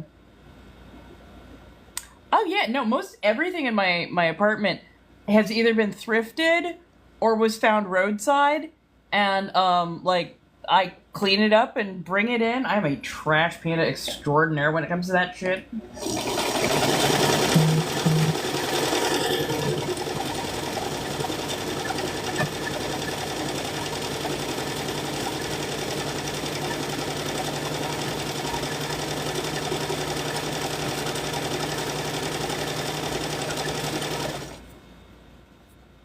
Oh, thank you so much, darling. Aw. If it doesn't need to be sushi, somebody recommended a really, really nice, I believe it's a Mediterranean place that's women run. And they sent me a link to that, and I really wanted to try that this weekend in Long Beach. So yeah, let me see if I can maybe grab something, or maybe I'll grab it on Saturday. Cause yeah, that'd be thank you so much. Like seriously, thank you. Ooh. We're gonna have a food review.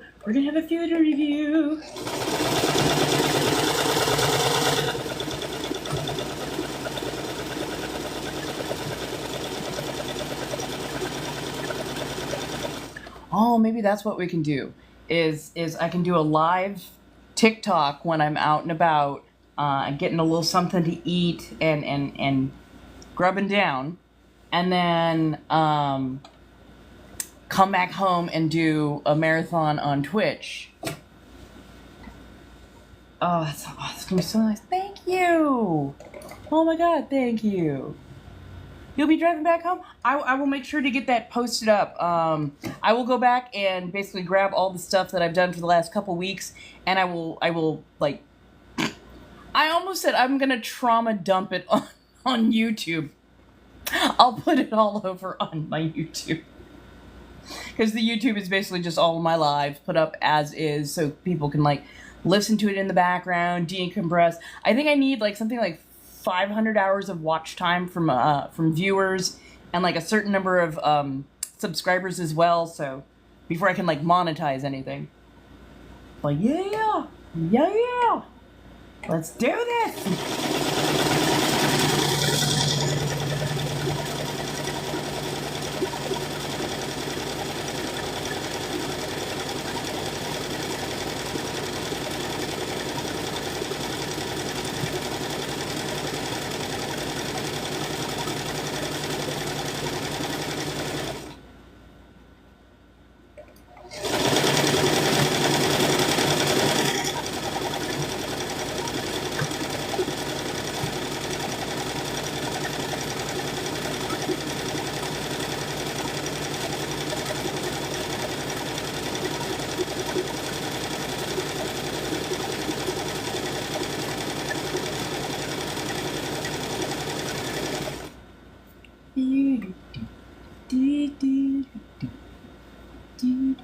Hello everybody, we're just putting together, we're doing the hard work right now of putting on the lace for petticoat tiers.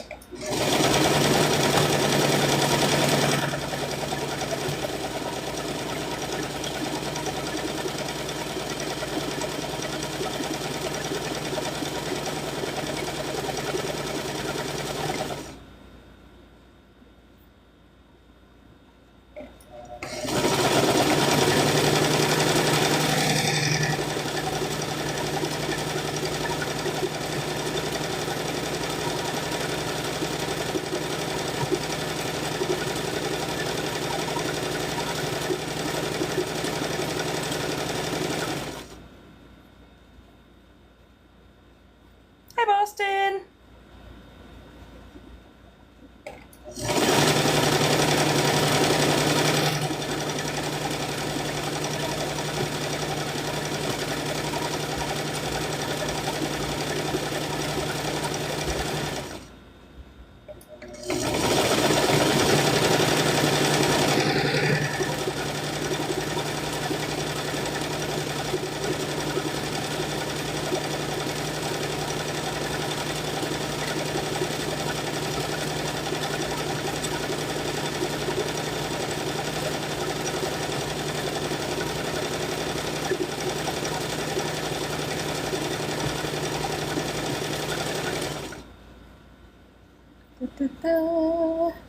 Hello. Okay, we are currently putting the layers. Oh, thank God. Jesus, how much more of this we got to do?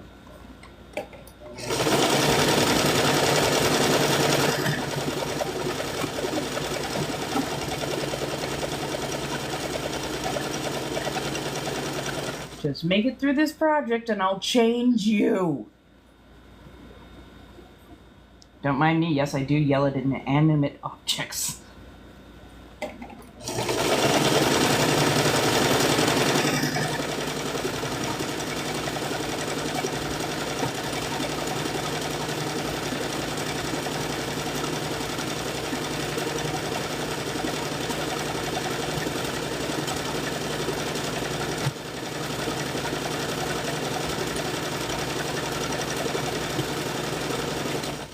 So every now and again, you'll hear that kind of like a deeper thunk.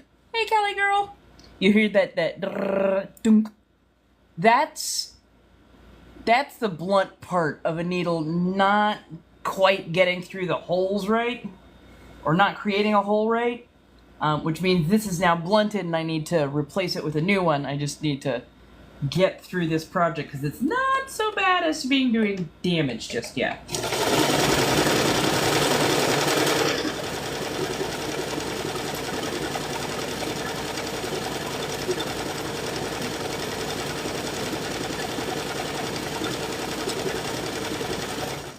Just gotta hold it really still.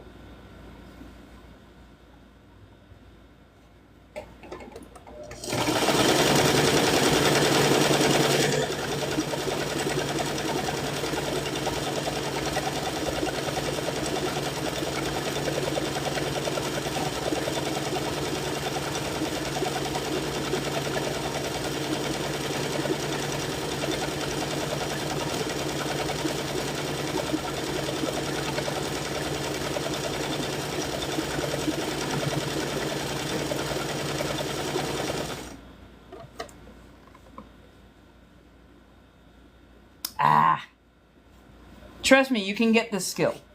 This is a skill that takes a little bit of time, a little bit of patience, but this is a skill that you can very much acquire. It just sometimes needs, a mentor to take you through it so that you're not quite as scared of your equipment.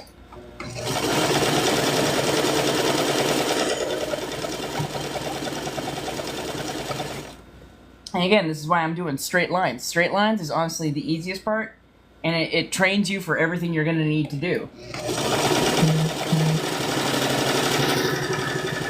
Of course, my lines are about as straight as I am, so, that tells you something.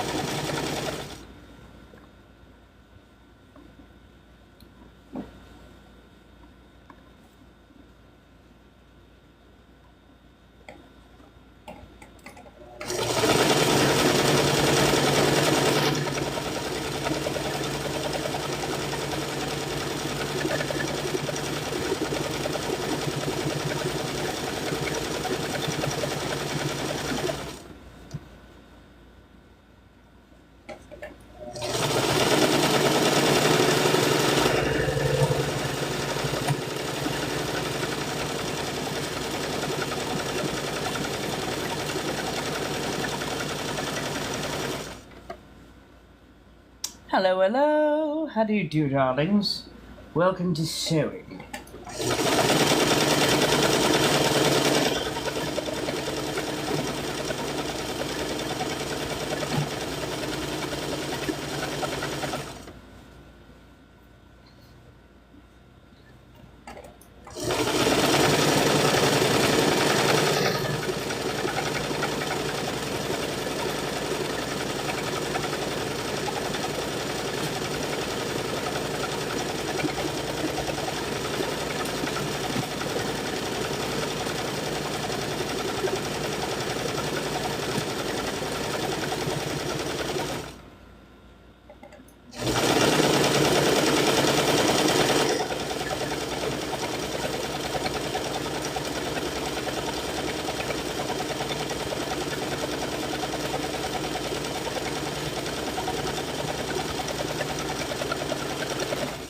There we go. Hello, darling. Well, I had a little bit of noodles with a curry sauce, a bit of egg as well. There's still some leftover sauce in the bowl, so I might actually make some more noodles and add on. But I would really like to.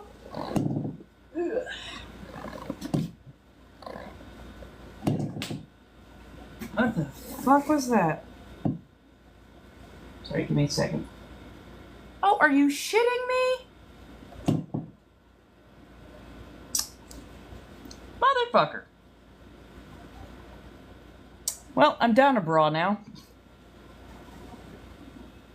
Right. Ooh, lasagna.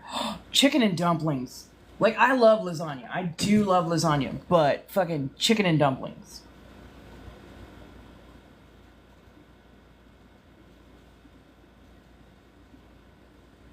Okay, so that's there, and then I think I want to add this later. I'm going to add a little bit more lace.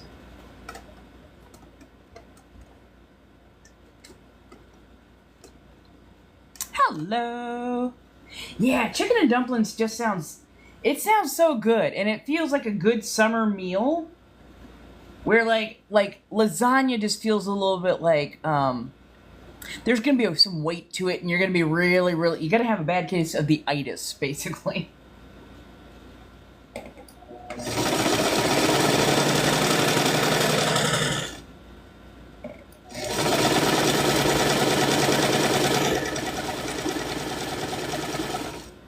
So this is going to both attach the lace, but also stabilize this layer for when I gather it.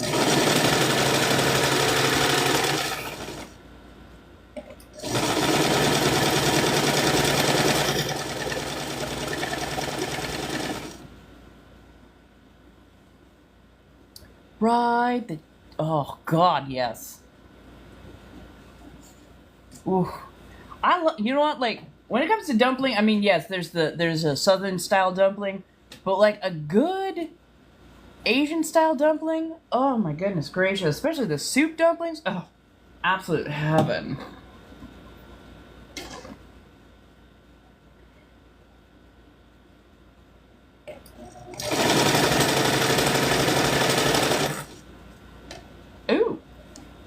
This sometimes happens when you go to LA, like there will be like a defect or something. That's sometimes part of the reason they get rid of a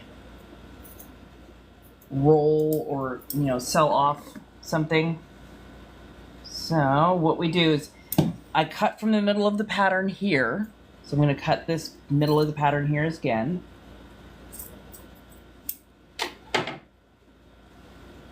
And then I'm going to fold it under by like, roughly half an inch or so. And then just literally place it over the top. Okay, so.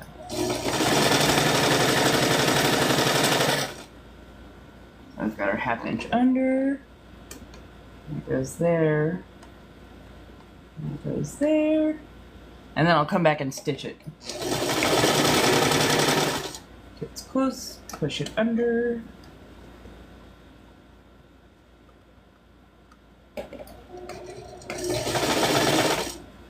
Lift, smooth, and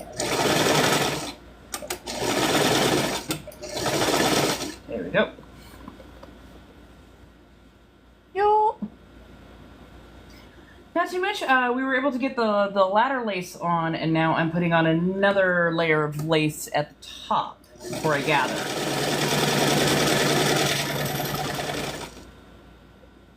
That, and somebody was very, very nice and sent me money so that I can eat this weekend and do food review.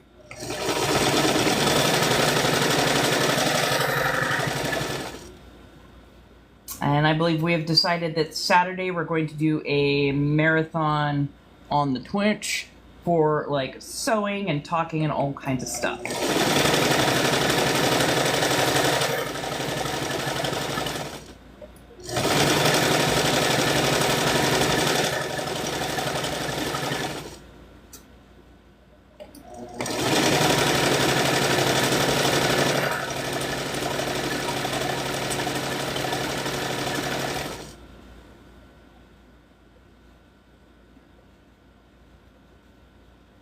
How you doing today, soybean?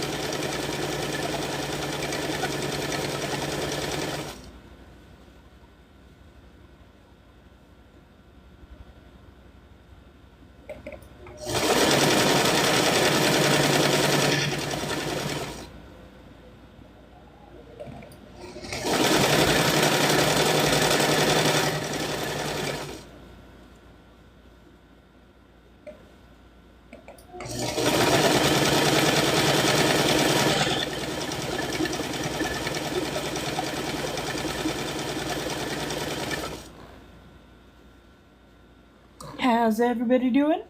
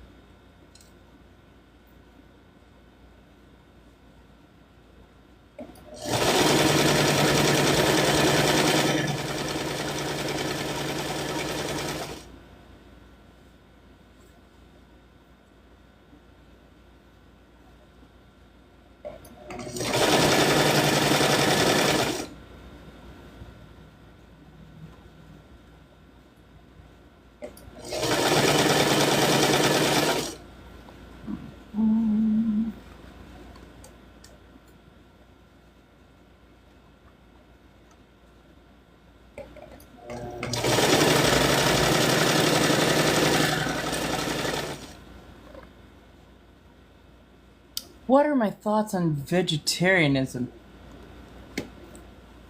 How much more do I gotta go on this? 'Cause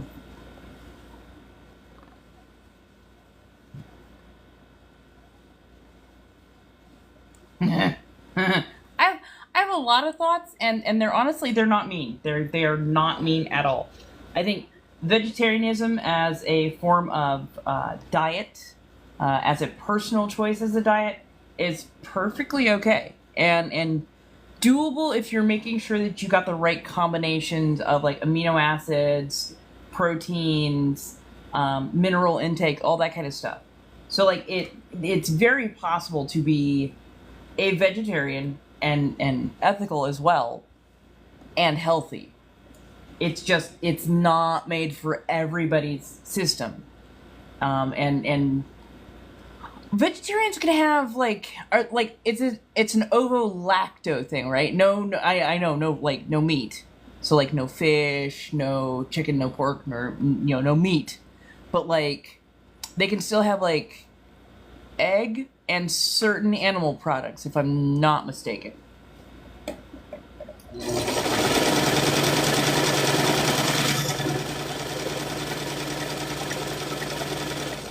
It's like, honestly, overall, I say as long as they are going about it healthy, and they are doing it like with a healthy mindset, I have got no problem in it.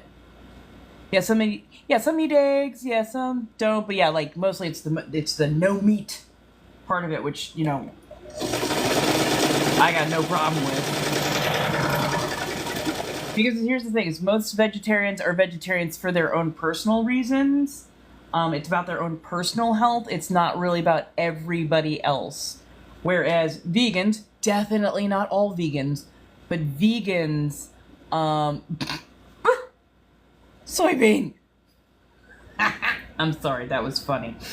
But no, like there's a certain group of vegans that are like very much like the annoying Christians, in that they treat food as if everybody's supposed to follow their religion, and that's the part like I'm like, nope, that does not work for me. Do I dress? Oh yeah, absolutely. I dress up for Halloween, but like to me, it's just like any other day. It's like, oh, I feel like dressing up. Okay, we're getting dressed up.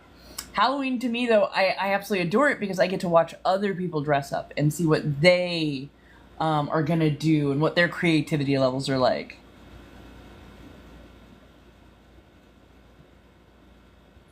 Right? And that's my whole thing is like, if you gonna not eat meat, why do you gotta make everything you eat look like it's meat? Like, it's not. It's just not meat, okay? And that's okay, bro. That is okay that whatever you're eating is not meat. Make it look as delectable, as tasty as possible. Like, if every salad looked like almost like a fruit salad where there was a lot of bright colors, I'd probably be more inclined to eat them. If they looked really delicious and delectable and, all these, wonderfully done vegetables, I'd probably eat them.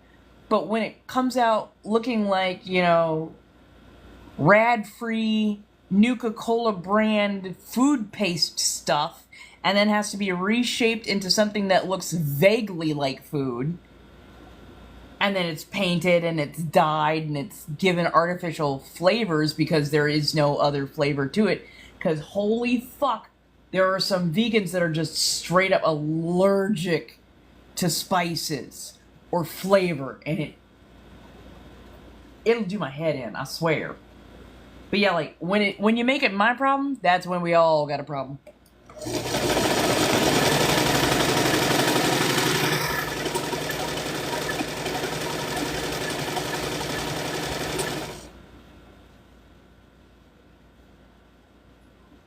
That part. Now, I do follow a couple of vegans here on TikTok, including Alexis Nicole, the Black Forager. And oh my god, I freaking love her. And honestly, she has presented some amazing dishes that I've gone, well shit, I could get behind eating that. Like chicken of the woods. She made chicken of the wood nuggets. And they looked like chicken, like chicken strip nuggets. They straight up did. And I'm just like, if it looked this good all the time, yeah, I'd eat it. I also love the pea berry teas and all the different tinctures and whatnot. And she's like, I'm just doing this because I'm a filthy vegan. But also acknowledges if you're not a vegan, it's okay for you to use butter or oil or animal products. She's like, the only reason I'm doing this is because I'm a forager and I'm a vegan. And that just applies to me. That doesn't apply to anybody else. I'm like, thank you. So I can get behind that.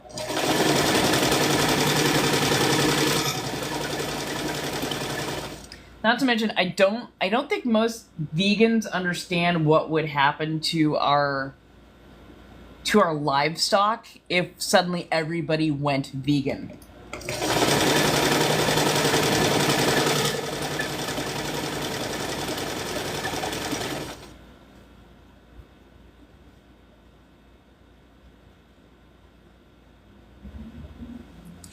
So for the Impossible patties, they're trying to make them like meat. But I want to say the Beyond, like the Beyond aren't trying to be meat.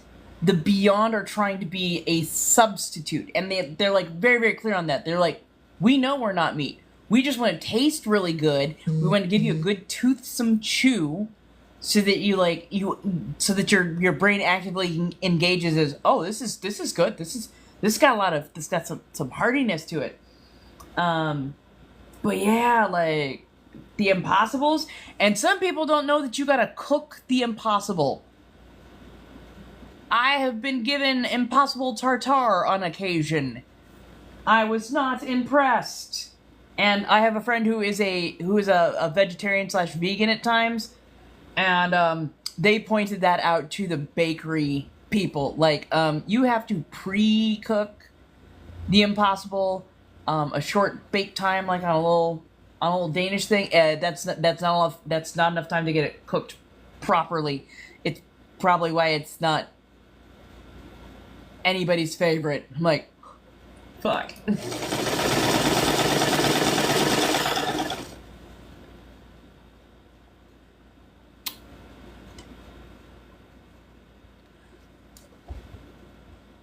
When it comes to the vegan teacher, it is on site. I swear to God, that bitch will catch my hand, figuratively, if I ever see her. Like, fuck her. And it's not just her takes on meat. Her takes on homosexuality, amongst so many other things, is so fucking disgusting.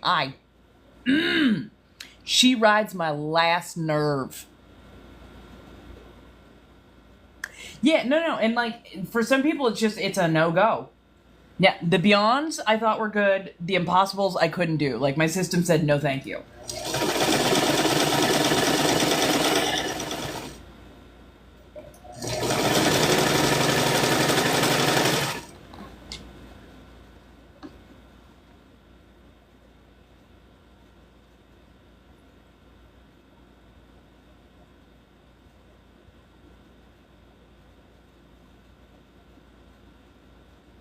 Huh? Sorry, darling, I'm a little bit lost at your word salad, as it were. Ba-ba-ba.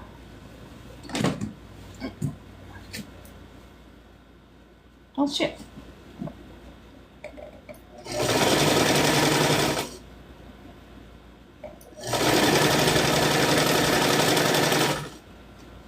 Ba-ba-ba.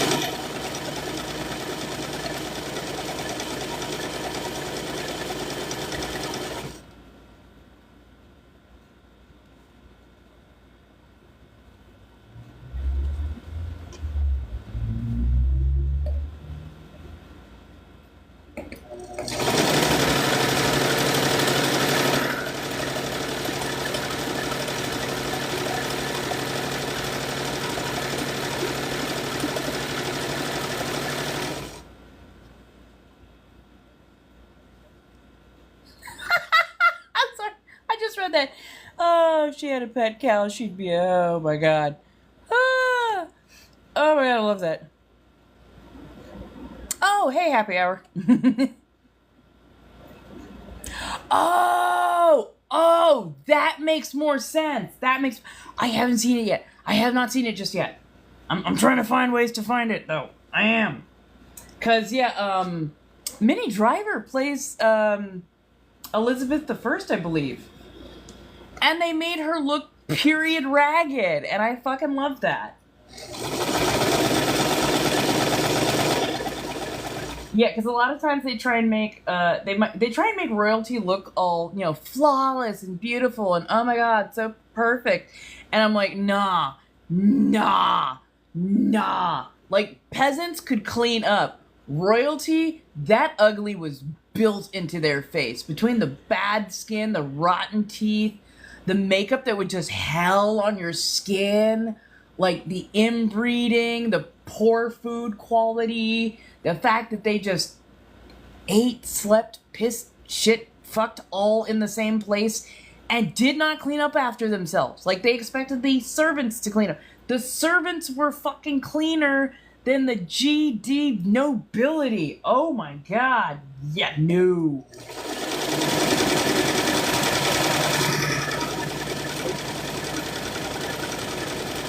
European royalty was heinous.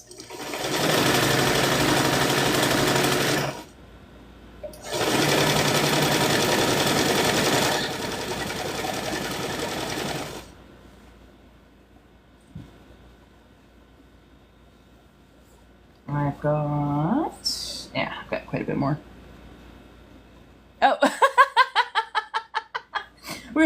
I kind of went on just a minor tirade about how I'm pleasantly surprised that the Serpent Queen, they did the face right for the monarchy, for the nobility, for the royalty. They made her face look very aged, very weathered, and she wasn't even necessarily that old at that point, I think, when they're doing this, but like they gave her the skin conditions that she actually had, which I appreciate, because the stuff that they did between the inbreeding, the poor diet, the incredibly bad hygiene, and like the terrible makeups and stuff, like they looked rough. They looked ragged as hell. Early.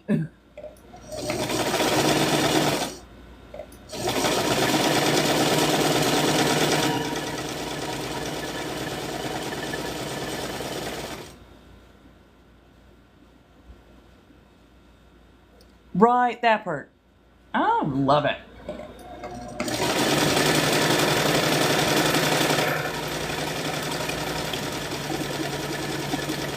And if you ask me, Lizzie was...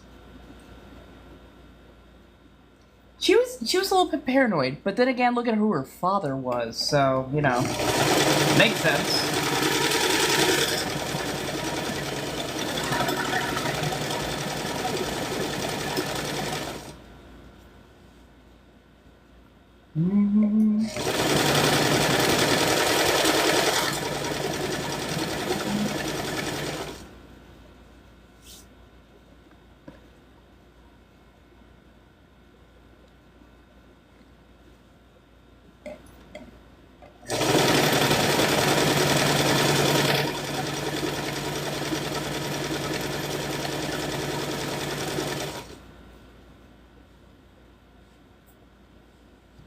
Oh, really? Oh, my. You gotta love it when a character is like done so well that you have a visceral reaction to their presence.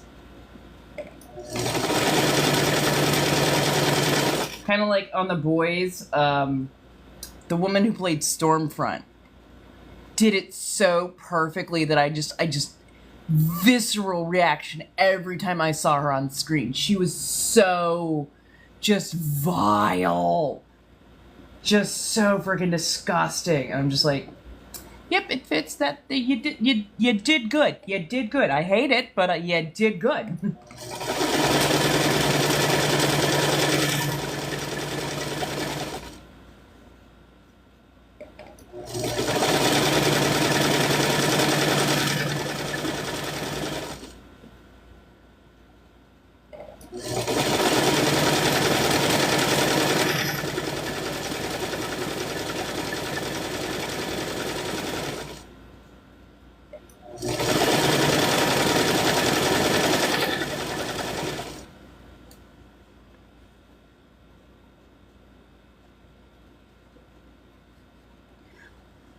Well, my darling, I've much more thought of voicing adult books rather than children's books. But also, it is a matter of getting my courage up to be more forthright and heard more often.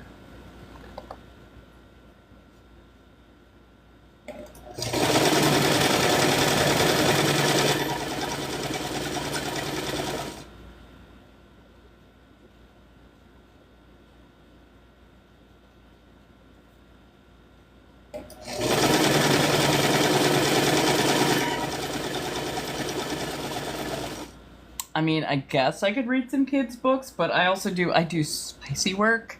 So, uh, that would be really interesting on a few levels, especially where the crossover could accidentally pop up.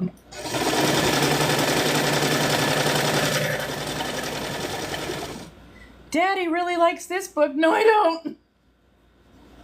Really? Really, Bob? Really? Sorry. It's just the voice itself. There's nothing good about this.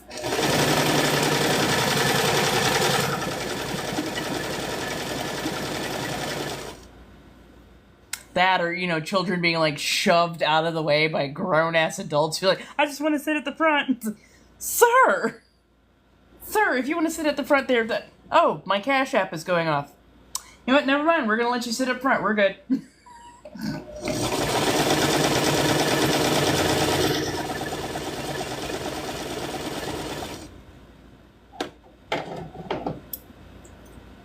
Oh, yeah, no worries, no worries. Who knows? Maybe I will. Okay. So we are creating the layers for a petticoat that I'm going to use for a maid's outfit that I'm constructing. I'm just getting layers and layers and layers of lace put into place.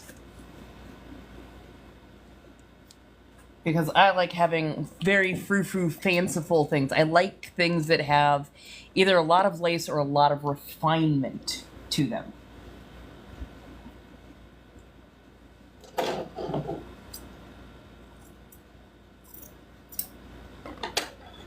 Yeah.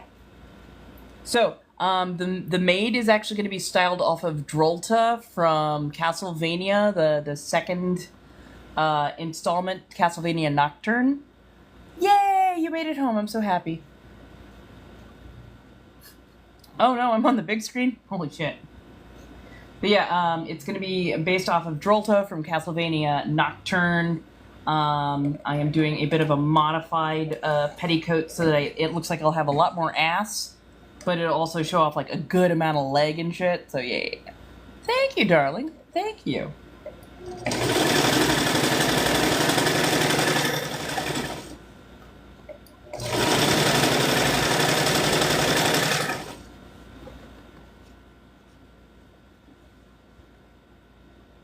And then I will probably be doing some spicy work with the Drolta cosplay. Along the lines of DOMME. Because who doesn't want to be told to shut up and bow down by a vampire maid with an attitude problem?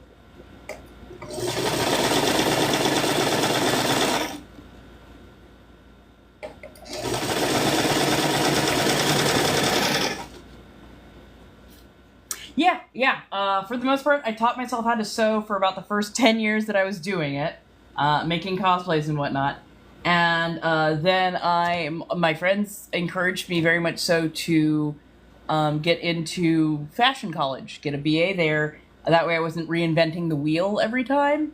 And yeah, I've always loved doing it. I just don't always get the time to do it. And now that I'm at least trying to be a full-time content creator, like, I'm doing my best to make that work.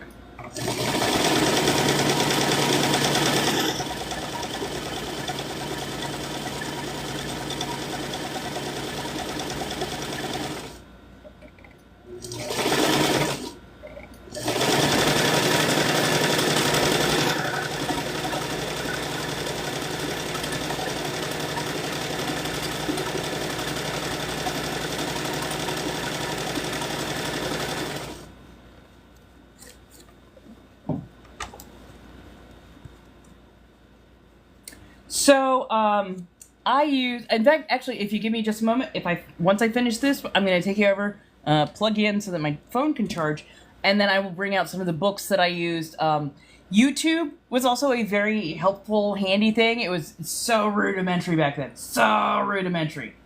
But yeah, like I had to do a lot of like picking through pictures on the internet and like reverse engineering stuff in my head. So I was very lucky that my particular style of ADHD and hyperfocused was actually very helpful for that.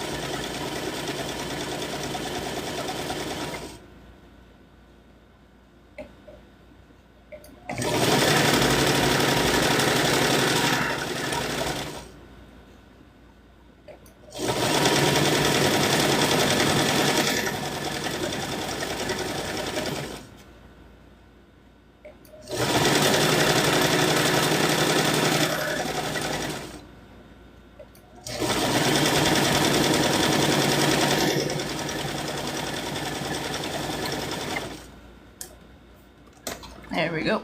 Hello. Ooh, which sewing machine do I recommend for beginners?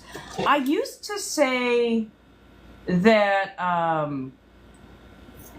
that Singer was the way to go, but they started making really bad decisions as to how durable to make their motors.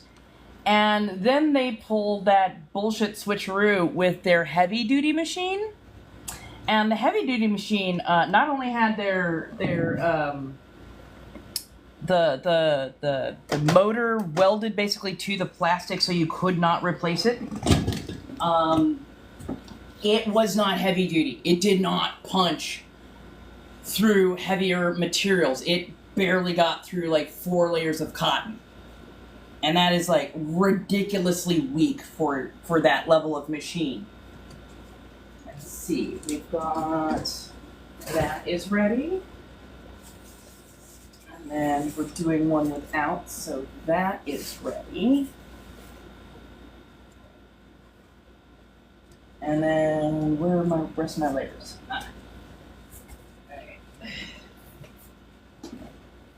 Okay, so we've got ones and fours, I think. Where are my subs? I am missing a stack, but I will find it later. Okay, well, let me get you guys plugged in. For everybody on Twitch, who are, luckily it's only a few, we're going to be going over. Hello, darling. So we are going to head over and stream on Twitch. Cool. Okay, so we are going to shut this down real quick so my computer does not overheat itself. Let's head over and sit down. So we are working on the layers to a petticoat. I'm just basically stitching on the lace. And we are adding a shit ton of lace. So we are adding a netted mesh lace that looks really nice, but doesn't have the drawbacks of getting caught up on things. And we're also adding ladder lace, which will I will run ribbon through that. And it should be... Okay, so this is my Drolta maid outfit that I was thinking of. And then I was like, you know, I don't like the fact that it comes in front and it blocks off that whole area. And she was a very risque kind of character. So I'm doing it so that it's going to be an open front. So the front will be a little bit flatter because I've got a little bit of a tummy. I love it, I really do. But like if I put something in front of the tummy, then I look like a cupcake the entire time. And it's really, really hard to like take myself seriously. And I'm like, I want to have some sexiness to this. I want some slink to it. So I gotta make it work, which means I gotta make it, you know, gotta give it a little bit more vim and vigor. So yeah, I've modified it to be an open front petticoat. And then, you know, build the layers around that so that I've got lots of, you know, fluff and bounce, like colonial. But like with that open front that gives it that risque. So yeah. Hello. So, oh, that's right. I was gonna grab my favorite books.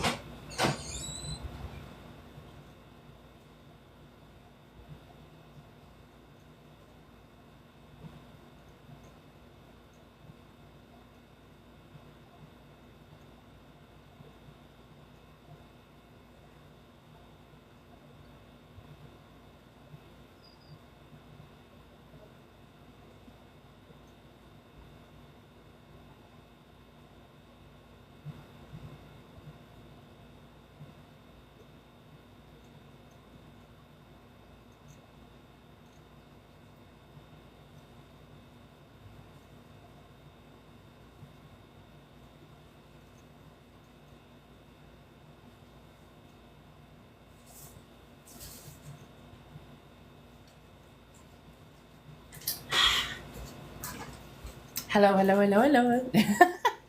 I don't mind cupcakes either, but like when you're trying to be Drolta's slinky. She's a little bit evil. Darling, I have teeth everywhere. Like there is something that is very scary about her. There should be some slink, some demony qualities. And if I just look like a cupcake, it's really hard to like take that seriously. But it's also like hard to make it look like slinky, sexy, you know. Yeah. Hello. I am doing good. So this is one of my favorite books, and it's this Pulse. And it is a cosplay pattern book. Thank you, darling. Oh my goodness, you are too good. And it gives you like good pictures. It adds, these are actually the patterns right here. This one I have not taken the patterns out of. It gives you all the instructions, like really, really, really clear instructions. And they even show you how to lay down your fabric. So like they're telling you to, you know, fabric in half. That's your dotted line that you're folding along. Love this. Gosurori is another one. And yes, that is how it's pronounced. It is pronounced Gosurori. One of my absolute favorites. I got these like literally 20 years ago. I have held on to them because I fucking love them. Not only are like, these are like fashion books. These are like, they're like just one long advertisement, I swear to you. Because you get to see all these lovely, lovely, you know, gorgeous outfits and stuff that are very much from the name brands. But then they also teach you how to make a lot of them. So like, I think this is the Gosurori. So like, this is your pattern. And it's a nested pattern at that. So it has all of the sizes from like extra small to their double L, which their double L is going to fit you like a snug ass medium. There is almost no room for chest. I will tell you that now. I had to modify a lot of stuff to, of course, fit me. But like, even just when I did samples of these just to see how it all fit together.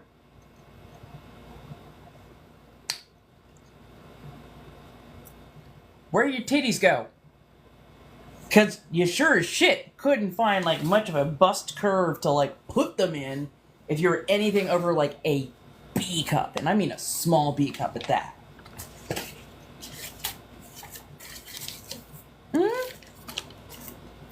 It's easy to know where to start with these books because like most often than not, like they will show you, okay, here's a project, here's a project, here's a project, here's a project. And then they will tell you like how much yardage you need to do this project and then what to cut to go with that project. So like it is all like step by step. And even if you don't understand Japanese, the pictures are usually so good at showing you how and what and where that honestly you can figure it out for the most part. But yeah, like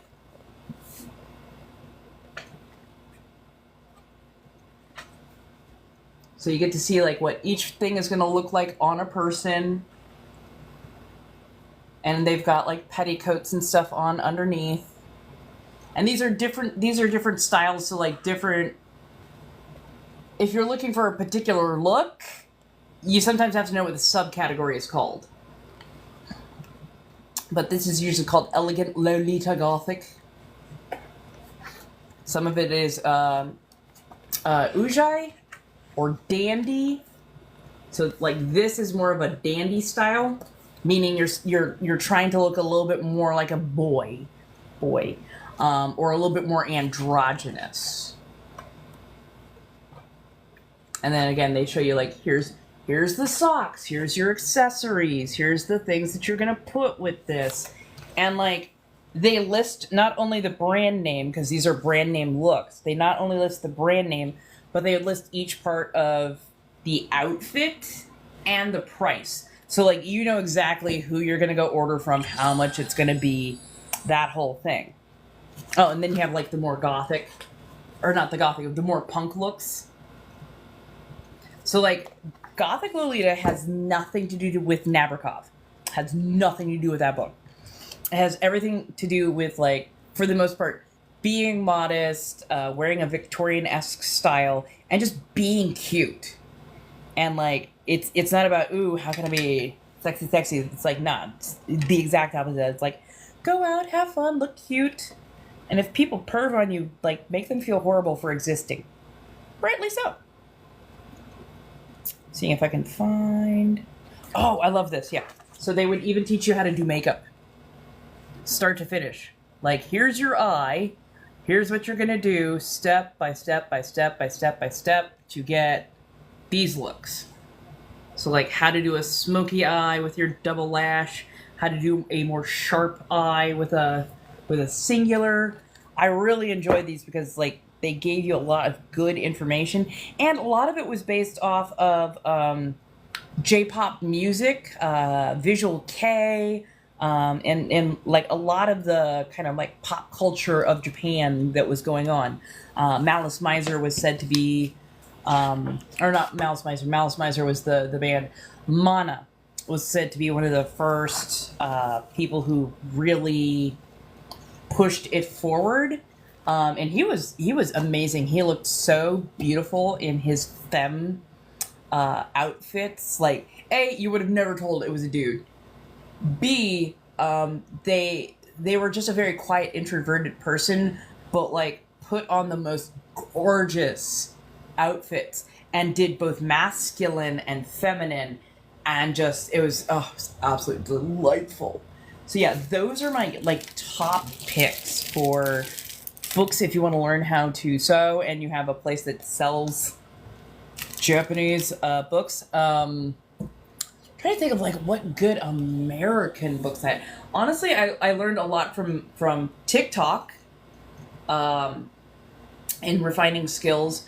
YouTube has got some stuff, but like honestly, TikTok, I like the format here, especially if you have a brain that is just very, very rapid fire. Find yourself some sewing talk. It'll make you look at your sewing machine like, how? Why have you betrayed me? Why was it so simple and yet you never told me? Because they've got a lot of really great little like hacks. So they are fantastic. Let's see.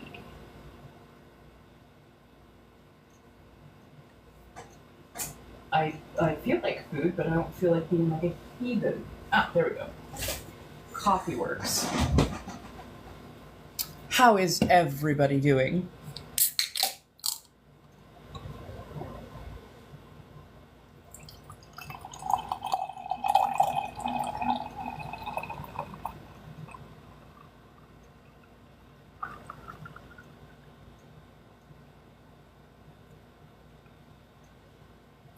Good to know.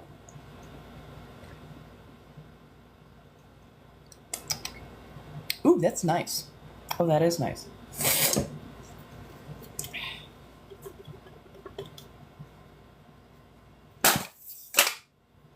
Oh yeah, those are thicker. Yeah, those are definitely thicker. Hello, darlings. How are we?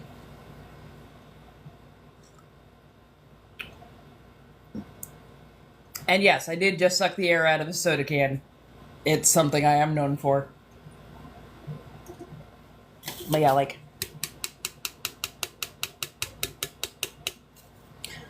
these are definitely thicker than your regular soda can, so if you're going to try doing that, just recognize going in, you're going to need a little bit more power. Let's see. No, I think this is just an iced coffee. Premium iced coffee. It has some artificial flavoring in it. Oh, it's made in Hawaii. Royal Mills. Ooh, yep, that's definitely punching above its weight. 190 calories.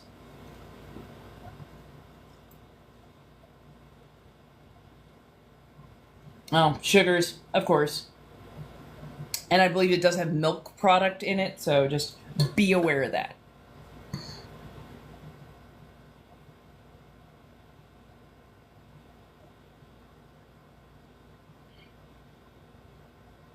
Oh. Bubble wrap. Bubble wrap is like one of the first things that I think of. Or newspaper. With like a lot of crumpling and crinkling and whatnot, but like newsprint, newspaper, you know, the throwaway mailers that they always give you, like the junk mailers. But yeah, with that, like, yeah, you so want shit to shift. It really is. It honestly is. So this is their mocha one. I think I prefer the mocha one better than their regular coffee. The regular coffee is a little watery. This is serviceable. Of course, I put it in a brandy snifter.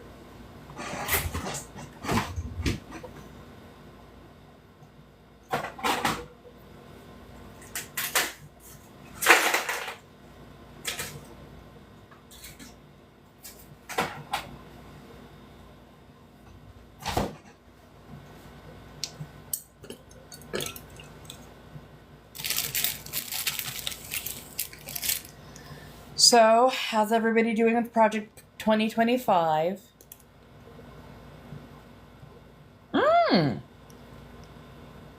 Ooh. Make sure it's not a leaded crystal.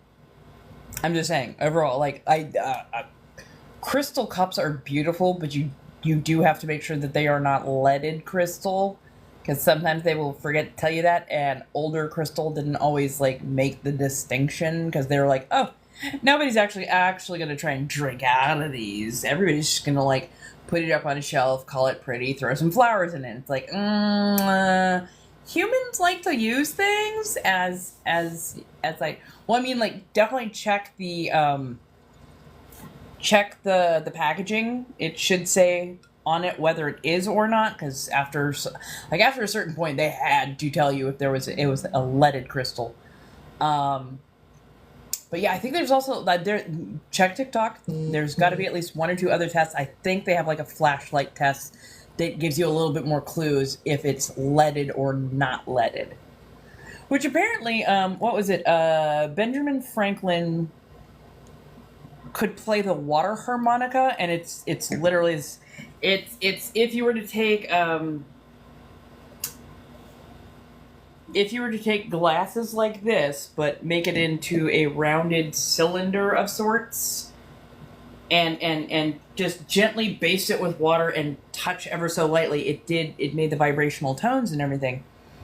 Apparently they used leaded crystal when creating that beautiful harmonic monstrosity. And the problem came in with the oils on your hand and the water. So the water started helping to leach out some of the lead from the crystal itself, and the oils from people's hands kind of helped that process along. And then, of course, as the oil washes off your hands, it takes away the barrier.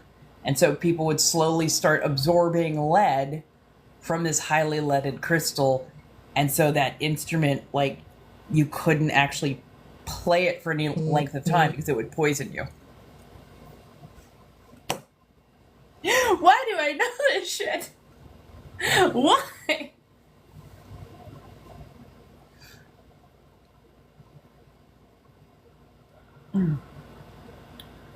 So it looks like I will probably go to about 7 o'clock tonight. I know, I usually go longer. I usually do.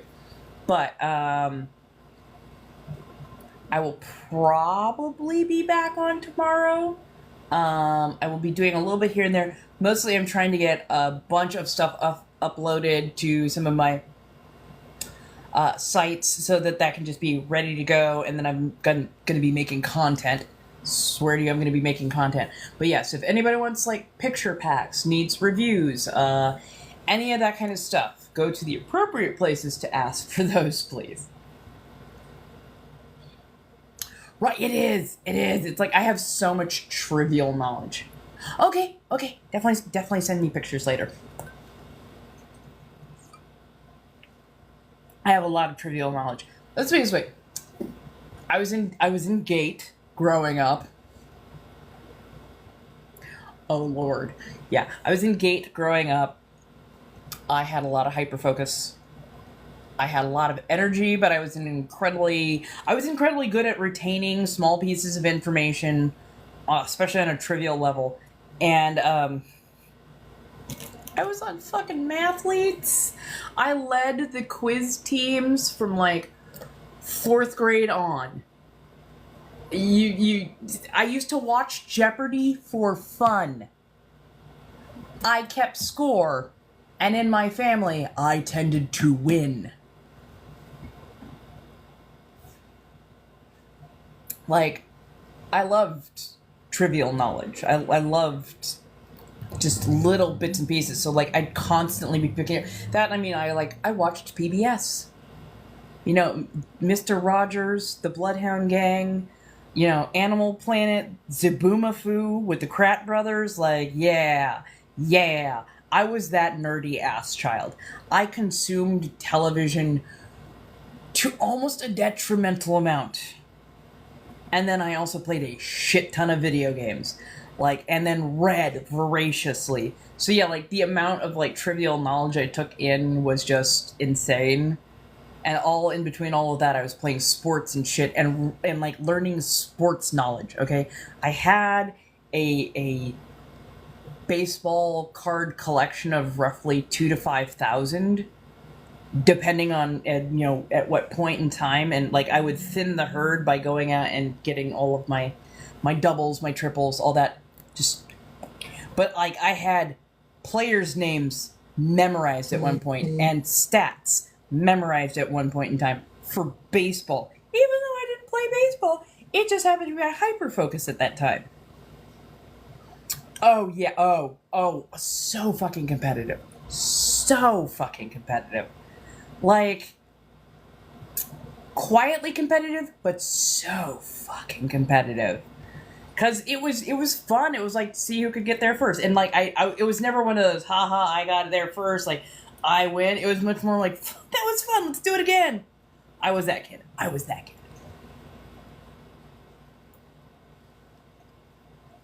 Good. Yay. Yeah. Now, when I play video games, that is a different kind of toxic. That is a different kind of toxic. That is a different kind of competitive. All I'm saying is there's a game, and in a game, there's an objective. And if you're not trying to complete the objective, why the fuck are you playing the game? Especially when the entire objective is stay on the point so that the game keeps going. And instead, fucking Genji. Fucking dumbass all the way across the board, screaming for a healer, not listening to a damn thing I say, fucking trifling ass Genji. I'm sorry, did I go off there? My brain wandered. I play Overwatch, if you could not tell. I play Overwatch. I play Overwatch 2. Mayhem mode is my favorite mode. if I had a good computer, a modern computer, because my computer is rapidly aging. If I had a good computer, yes, I would be bringing you all along for both lovely and terrible purposes to watch me play Overwatch, because the customer service voice, for the most part, goes out the fucking window. I'm a terrible person. I am a terrible person. Now, if you want to get yelled at, scream at, humiliated, talked down to, absolutely, be on my team and don't follow the objective. If you want to be praised and patted and loved on and cheerleaded for, stay on the objective. Do what you're told. Oh my god, yeah. But yeah, no. I know I'm unhinged. I know I'm unhinged when I play video games. Zaboomafoo must have been an absolute fever dream to try an elevator pitch, because if you guys don't know Zaboomafoo with the Krat brothers, they basically took two decently good-looking, average as fuck, mediocre, palm-colored men, who were twins, and added one of the most heinous lemur puppets to have ever been birthed into existence, along with some really rough-looking claymation animation and occasional stock footage of an like an actual lemur. But I swear to God, it was the most entertaining shit. It really was. And you'd learn all about animals, and they would go on little adventures, and I mean, looking back, you're like, that shit's rough. But it was so good, and it really got you engaged. It really, really, really did get you engaged. And like, I don't think anybody could have disliked the Krat brothers, because they were just like, they were kind of goofy, but not like cringe goofy. They were just like, they were goofy. They were fun. They were like, oh, you know, hey, our friend Zaboomafoo. And I'm like, I know I'm not supposed to like lemurs, or at least I'm not supposed to like want to go up and like touch lemurs because they're wild animals. At the same point in time, I'm like, I cannot be trusted at a zoo now, because I would want to hug a fucking lemur. I just do. I blame it on them.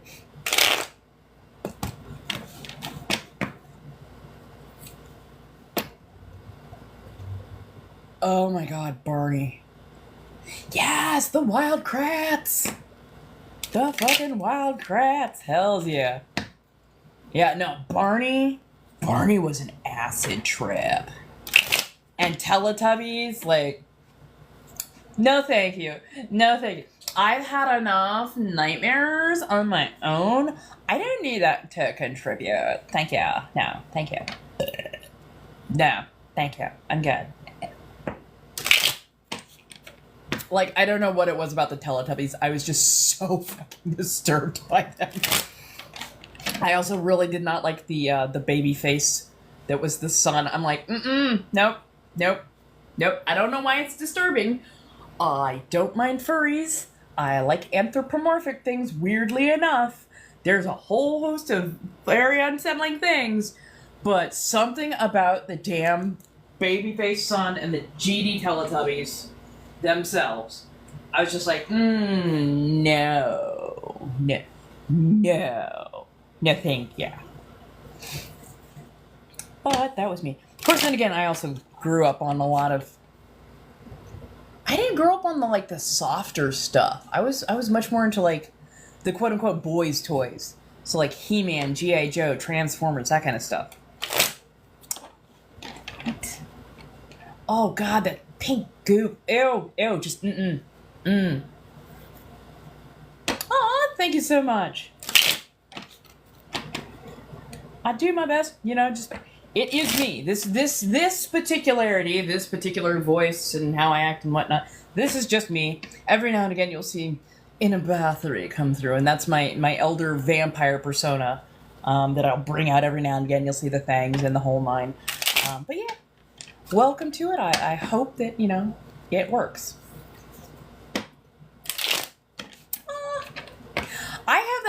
I tend to remind people either as the eldest or auntie, or apparently like tutors, best friends. Like I've got the BF vibe down like pat. If anybody does want cards, tarot cards pulled, they're $5 per card. All you have to do is follow any of the blinks in Lio. The first 4 are like direct payment methods. So feel free to have at for anybody who likes the go to the throne room. That's where the keys to the kingdom will be found. I know that most of my audience is female, AFAB, identify as women, non-binary, queer, that's all cool. And I know that a lot of the stuff that I do caters slightly more to men who enjoy knowing where they belong.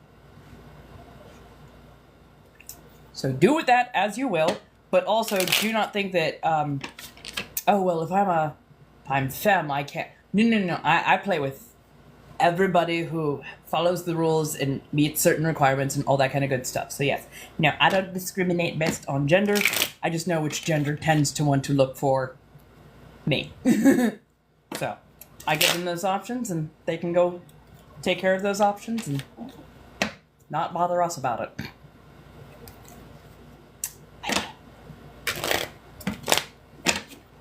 Mm-hmm. Right. Very much so. Very much. I'm still working on Vlad because like I like the basic structures that I set up for each one, but like Vlad, I'm still trying to write his story so it's not so. I don't want to hit like all of the like the tropes. I don't want to hit a trope buffet with that character because that character is intersexed, canonically intersexed in my stories, and dating Leica again in my stories. But yeah, like I don't want to build trope characters, but I do want to build characters that run the gamut or the spectrum of the LGBTQ and have like interesting backstories and interesting front stories. Like my super busty succubus who's also ace. Because I want to piss people off. At least with that one, I want to piss people off.